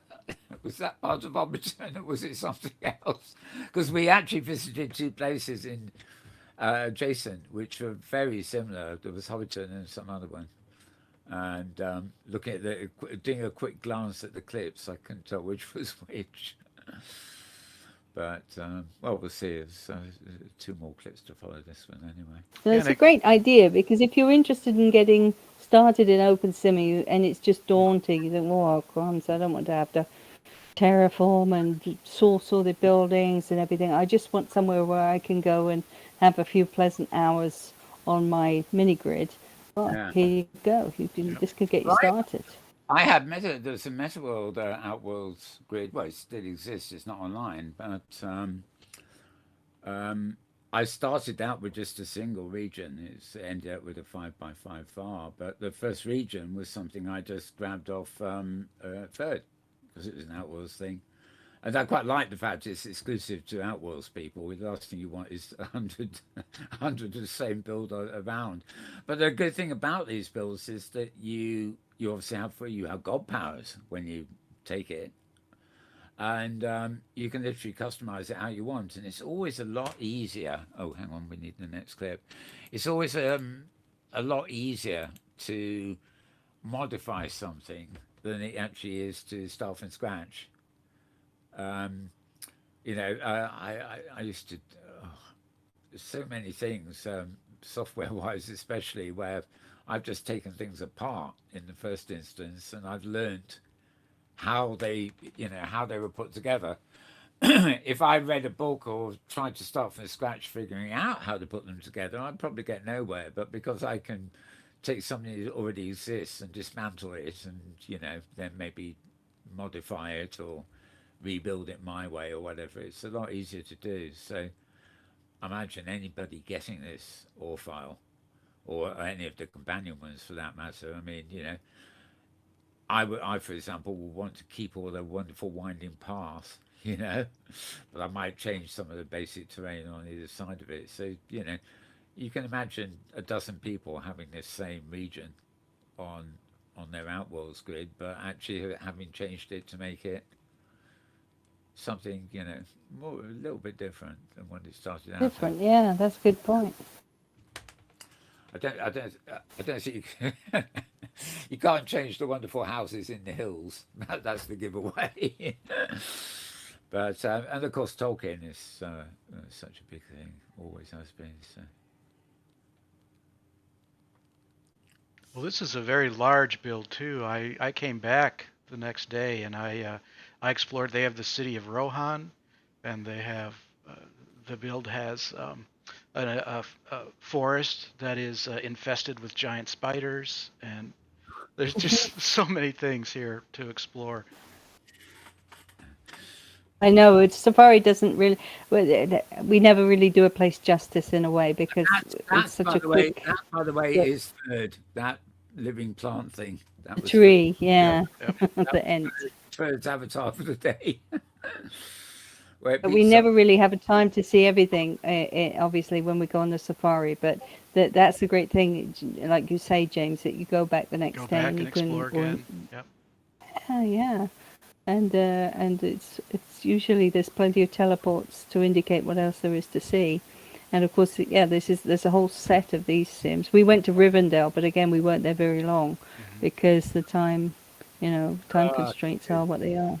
Gandalf in his cart. Yeah. I did climb to the top of Rivendell, and I got into somebody's very nice apartment up there. Oh. A very nice place to inhabit. It was beautiful. Yeah, it's a great build if you just want something to get you started. It's a wonderful Is that Star? opportunity. Yes, I think it is. Yep. Every time I see wings, I think it's Star. Yeah. There's actually something in the background here, but I don't think it's music. It's very faint now. Bees. Oh. Well, that's good atmosphere, isn't it? Warning, watching this program, we don't take any responsibility for any stings you might get along the way. You watch this completely at your own risk.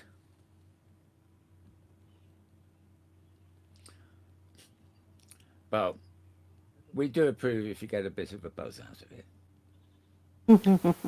One of the challenges I think for the Safari also is that the NPCs, and maybe you mentioned this already, Thursa, but the NPCs would spontaneously talk as you walked by, but with so many avatars walking by at the same time, it Yes. was, they were trying to interact with so many different participants, and I think it Absolutely. challenged the That's so true. scripts. And of course, if you're alone, it's fantastic Yeah, because yeah. you don't feel alone because they're all talking to you.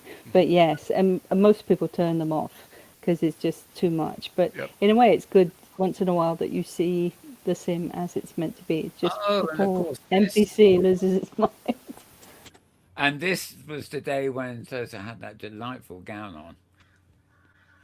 Yes, Uh, yes. Yes, I You mean, can I not think comment on it. It's allowed not to comment on my gowns. no, but I see. I think it's the lighting and the texture and color of it. It's just different, It stands out. It's It's weird not. It's looking. not flamboyant, but it's not subdued either. It's somewhere in between. I don't know. I just thought it was a good gown. You ever did? Did you design it yourself? No, no. Oh, we I are. did the color. I did the color on it. Okay, we are. I have got a clip of the underground now. As you see, it took a bit of rezzing, but actually, okay. I've got the final clip here. Maybe it's underground. Maybe it's not. No, I don't think it is. No, we're back up top again now. Yeah, that cave was something else. um, but I have got film of it, but not here. So this is just the final 6 or 7 minutes of this build, and then we're up to date. Very nice. It was very nice music on the sim too. That was what impressed me. As you can see, I didn't bother turning it off. I just felt it suited what I was filming. Hang, hang on. Is this actually Hobbiton, or have I come? Am I on the other one now? I No, can't this is remember. Hobbiton. This is Hobbiton. Is this still Yep. Hobbiton? Okay. Yep. Thank goodness for that. I nearly brought in some other footage, which was from somewhere else we went on the same day. It looked so similar in some ways. So.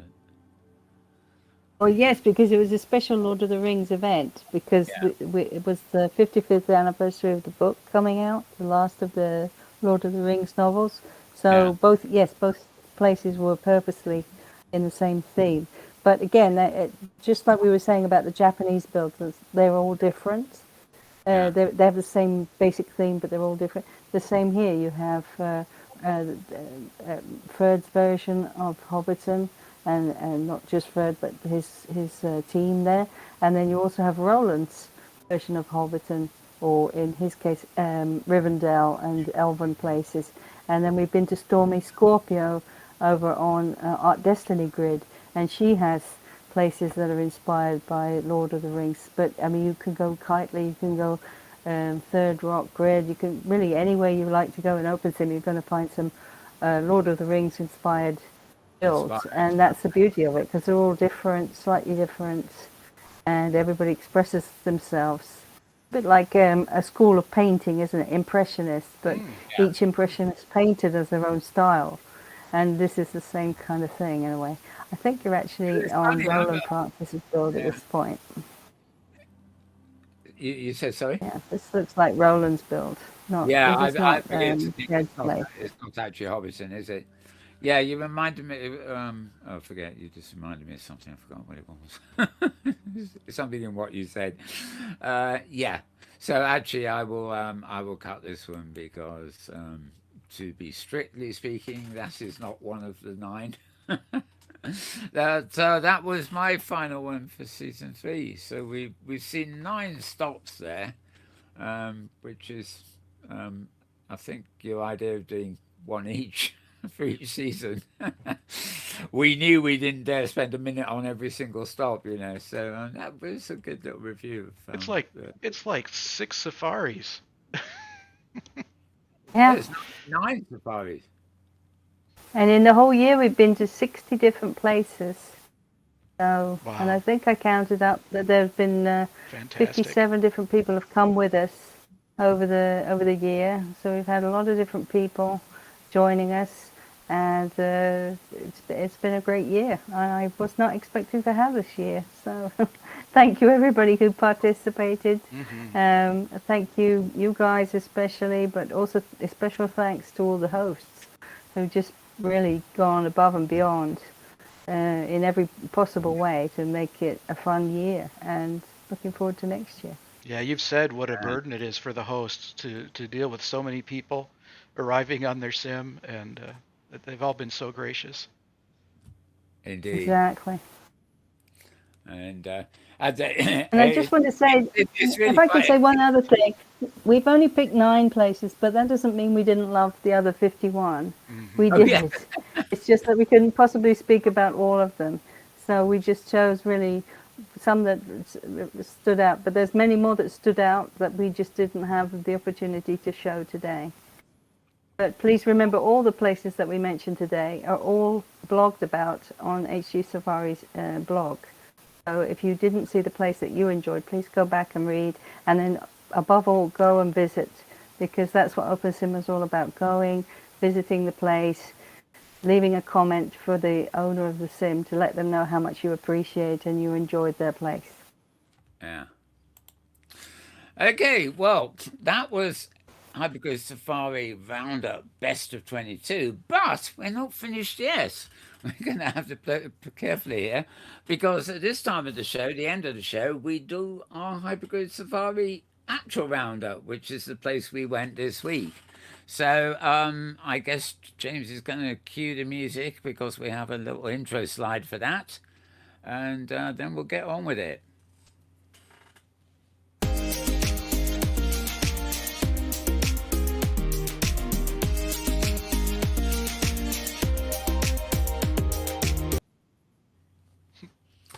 Well, very good. Welcome to the week that was. That is this week, the week gone by, so to speak. The week ending, as I pleased to point out, the 20th of November. I've been through that already on the news, so I knew that one without referencing it. Okay, we like elephants. Look, we've got some elephants here. 41 seconds of an elephant, actually, but a good place to start, I think. Look at it. Lovely.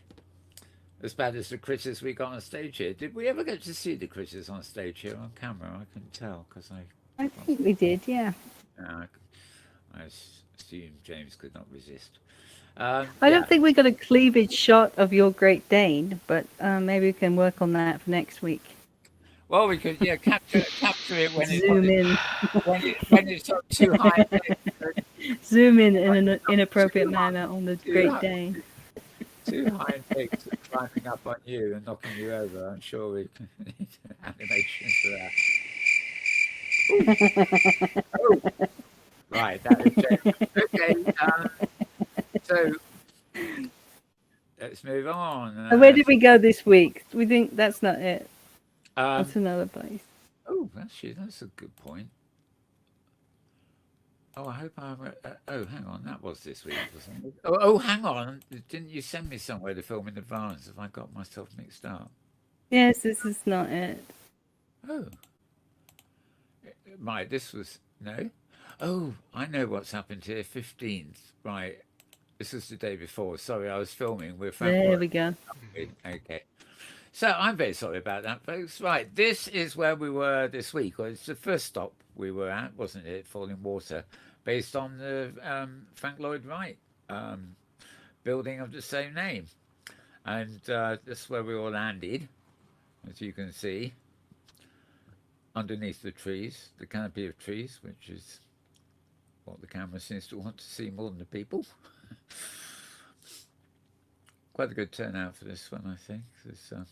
So this is this is on Littlefield grid, which is one of the oldest grids in OpenSim. Oh, yeah. Originally, these guys were friends. Not that guy. That's Lucy. Walter Balasic and Cameron Darkstone. She built the sim that we went to visit. These guys knew each other back in Second Life, and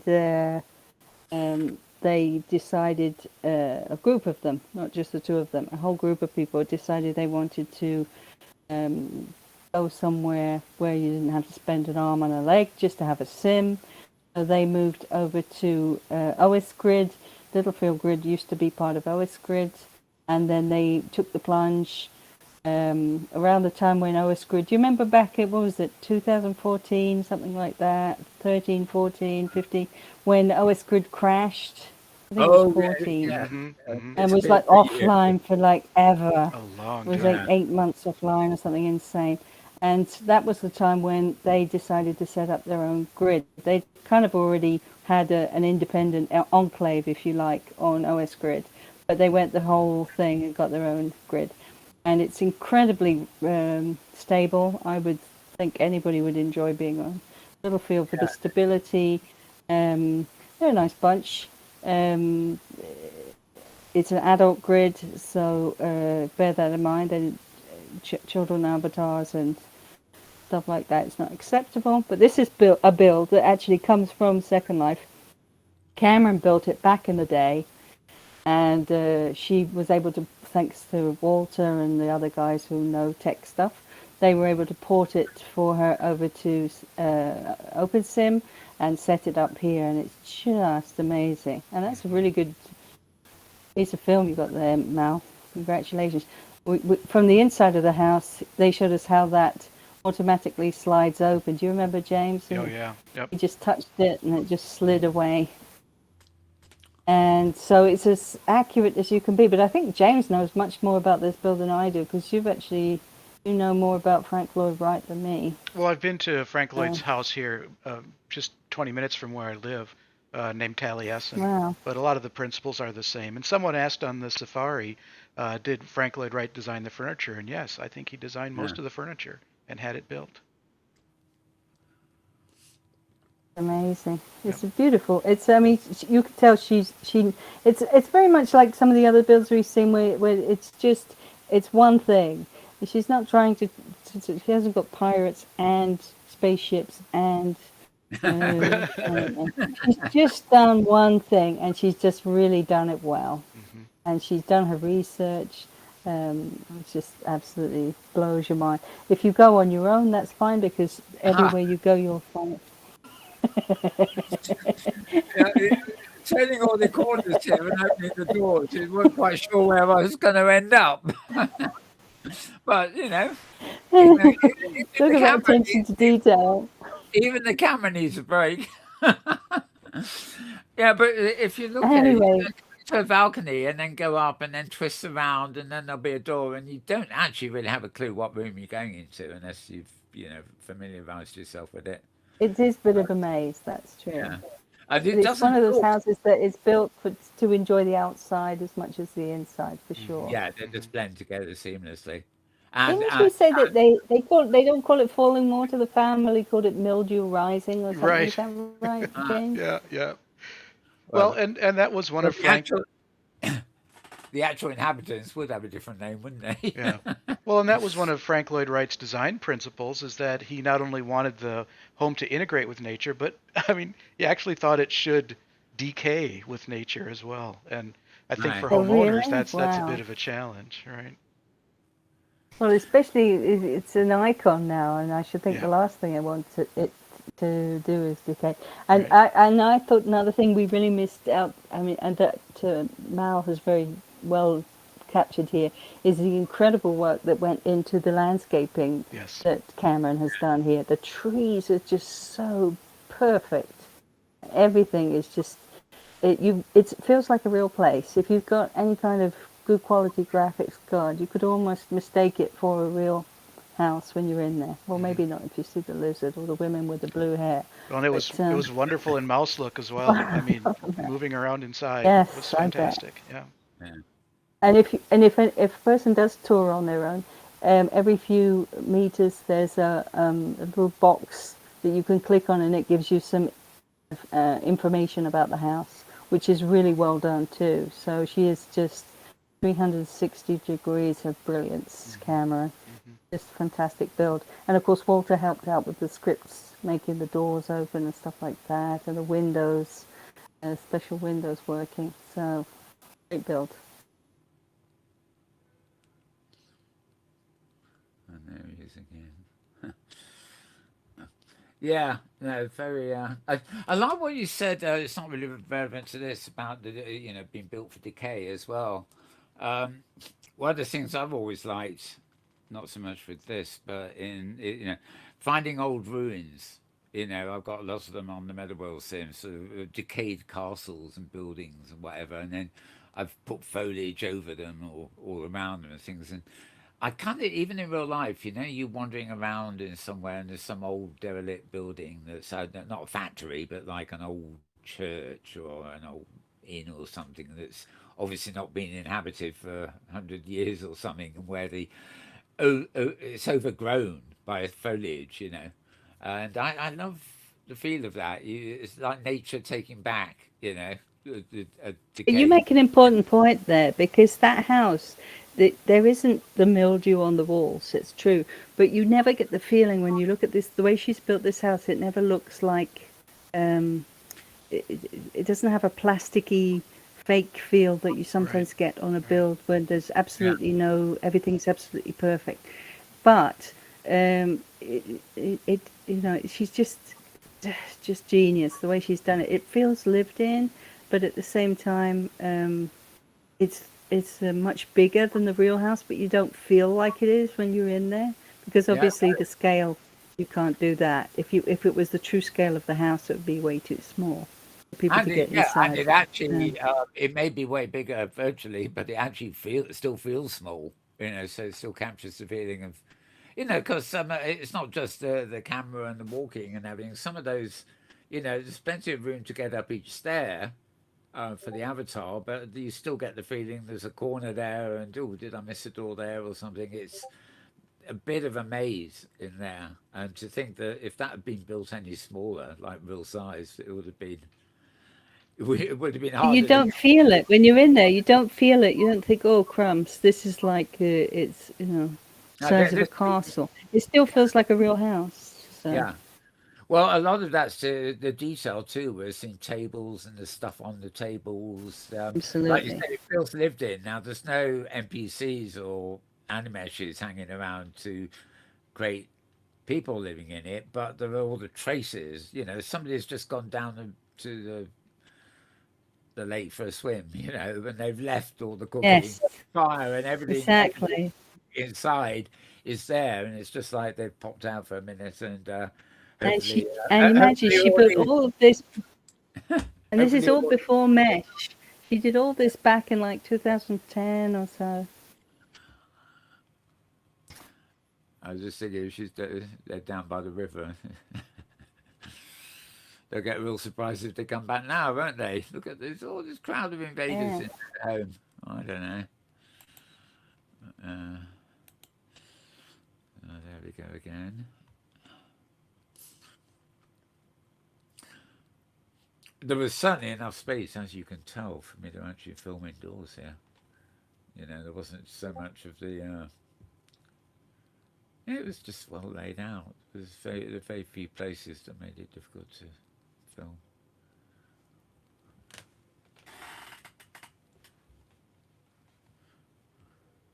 Spot the avatars. Do you know your friends here, folks? If you're watching this now, were you there? Are you seeing yourself on screen? Probably. Yes. All the fun of the fair. Yeah, I think there were like 23 or 24 of us there. So, and the sim was just seamless. That's It Walter was right rock there. solid. It was one of the best Yeah. Yeah, performing no, but servers I that's could remember. Littlefield's Oh, always it's like that. Yeah, yeah, totally. It was Littlefield's totally, always like that. yeah. totally stable. Yeah, no, because they take a lot of trouble over that, and they pride themselves on getting it right. Oh, look at that! You got the Yep. film of There was the them moving door. opening and shutting that. Yep. Brilliant, Yeah, this brilliant. sort of, and the steps down to what did they Yeah, call like so you go down and dip your feet in the water. um, yeah, that's one of the first things my camera explored. I mean, and oddly enough, there's not really much you can do. There's no boats around or anything like that. You just get to the bottom of the steps, and there you are. There's the water. Sit on the bottom step and you know Soak your feet. dip your feet in. Yeah, exactly. or in the case of this lady, it's very solid water, as it turns out. Walk on water bit, but there we go.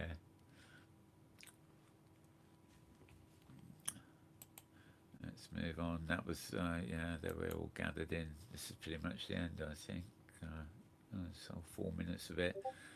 Um, I think you get the idea. I've got far too much footage here. When did we go after this? It was And Ether. now you should show the bit about ether. Yeah, Right. that would be next. yeah. So I think we're kind of it's getting a little late here for me now. That's, So that's why I'm moving on. yeah, Okay, that was thank falling you. water. This next clip here is ether, as you said. This was in a gallery, and there were these pictures on the wall. And after a few seconds, they're on these tiles, and after a few seconds, they were replaced by another one. So it's really rather nice scripting. I'm moving forward here because of time, but there's a bit where I moved the camera out. Well, quite a bit further out by the look of it, because there we are. And so actually, I was standing there filming this, changing, but there was another adjacent one that was changing at the same time. It's one of these strange things. I mean, I can only capture a little bit of it on camera. When you're actually on the region, camming around, it seems like there's not actually much there. In fact, this, will be this on camera if I hadn't actually panned into the structure where it was all being housed as a sort of gallery. That's right. It's a voyage of discovery. Yeah, it's not all just obvious immediately, but Yeah. it's a brilliant sim. It's by Nico Kailani. This is just one of the many elements to her build. It's called Ether. It's all about the air. Of course, ether comes from the Greek. So it's all lots of black and white here. She was commenting that she hates those regions where there is no flying. So she's likes to sort of look at the contrariness Make everybody that is fly. possible. Yeah. Yes, That's and great. have a no walking Hmm. sim. Now, this she bit she did that to the floor. this This was was the near very the end. end of the visit. This was the end, and this construct above the dance floor was great. James managed to pinch the top bit, of course, but no sitting on this occasion. Nope. Did Actually, it, dancing. didn't it turn for you? I could see it It turned turning. for me. Can Yeah, you it was Yeah, see it spinning around. turning? Yeah. it Yeah, does. Yeah. Well, I'm strange. just talking about the camera angle we're on there, but yeah, it was fascinating. I didn't know what it was at first, and then I see what happened when people actually went onto it. I think Because there's like 5 or 6 different creative elements on the sim, including a shop with clothes for women. Hmm. So yeah, there's a great deal going on in the sim, both in the sky and on the ground, obviously. So it's a beautiful sim, and it's on Copycat Grid, which we've been to before yeah, twice this year. Once to see Cherry Manga's build Jukebox, and once to see Onikiri's build All About Alice in Wonderland. This was our third time. Copycat didn't exist as a grid when we had the safari before. Oh. It's one of those grids that has emerged in the 3 years that safari was that's been offline. So What I loved about this safari was that this build in particular definitely has a language, and the language was, the visual language was decided upon and just implemented perfectly throughout the grid. she is such a poet, Yeah. and Yeah. that's how I see her. She also does music, obviously lots of visual things. She's just a fantastic person. Yep. and you don't And get she's hilarious as well, on top of all that. Oh, So if well, you get to know Nico, perfect. yeah, she's great. And there's Tina. yes. She's always a sight. It's all right. She's good. She's She got good. is. She's a lovely girl.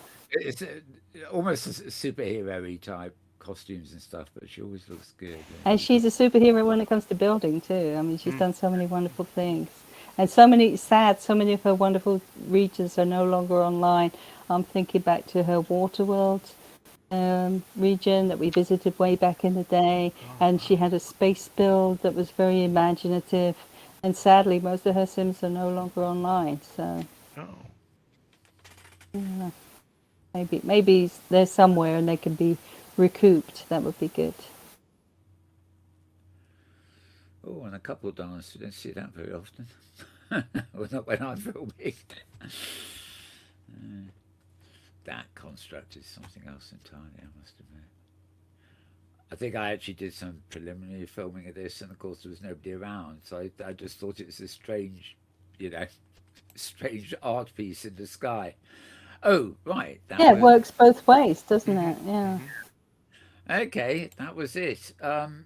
Didn't you, were you fancy just showing a little bit of this? So this was something that Sadly, I have to leave you, but oh, I was just going unfortunately, to I say. have to leave you, guys. Okay, It's okay. getting a We little won't late do here. that, but it's worth mentioning that Thirza and I went to this women's reading just before. um, it was on Friday actually, just before the conference meeting. Well, it was great. We both kind of agreed it was good, but it wasn't as expected. We were kind of more used to seeing some more extravagant thing happening on the stage rather than just the girls reading. But the poems they were reading were very good too. But we'll leave that for another day. So we are we're at the end of the universe sort of thing, aren't we? I'm not going to play a video, but I will finish with a winter screen just to keep us happy. Okay. So that was Safari Roundup for this week. Um, Anything else from you, James or Thurza, before we wrap the show? Because we are actually sort of coming on. I don't think. Now, basically, if you go to hgsafari.blogspot.com, I've got the things from Lloyd Wright. That's this week's. But if you go through from the proper website, if you go through the blogs, for the last few months, you will actually be able to look up the illustrations and chat and commentary that Thurza posted from each of those stops and more. Yep. So, No, thanks, Mel. Nothing more from me. This was a fun retrospective. yeah, there's a character hanging out on the stage behind you. I think he wants to say something. Yeah, good that, eh? Oh, thank you, Fido. He's barking mad. Okay, well, thanks, James, for that, and thank you, Thurza. Is there any other comments before we fall over? I'll see you all next week. Until next week, yeah, fair enough. Could go and fall over, crash into bed. Right, Sandy's goodbye from me too, of course. So, and the monkey and the puppy, yeah, the whole lot of us, yeah. We'll be back next week. We'll have a proper guest then, won't we, if I recall? And then we will be moving on to the week after that. We'll be on the conference preview bit. So it's all stops out from here until the end of the year, and then everybody falls flat, hopefully in some pretty snow. Right. Okay. So on behalf of Thurza and James, to say goodbye, and I will just say have a very good morning, a very good evening, a very good afternoon. I got that wrong, didn't I? Morning, afternoon, evening, or indeed a good tomorrow, depending on wherever and whenever you are. Bye-bye.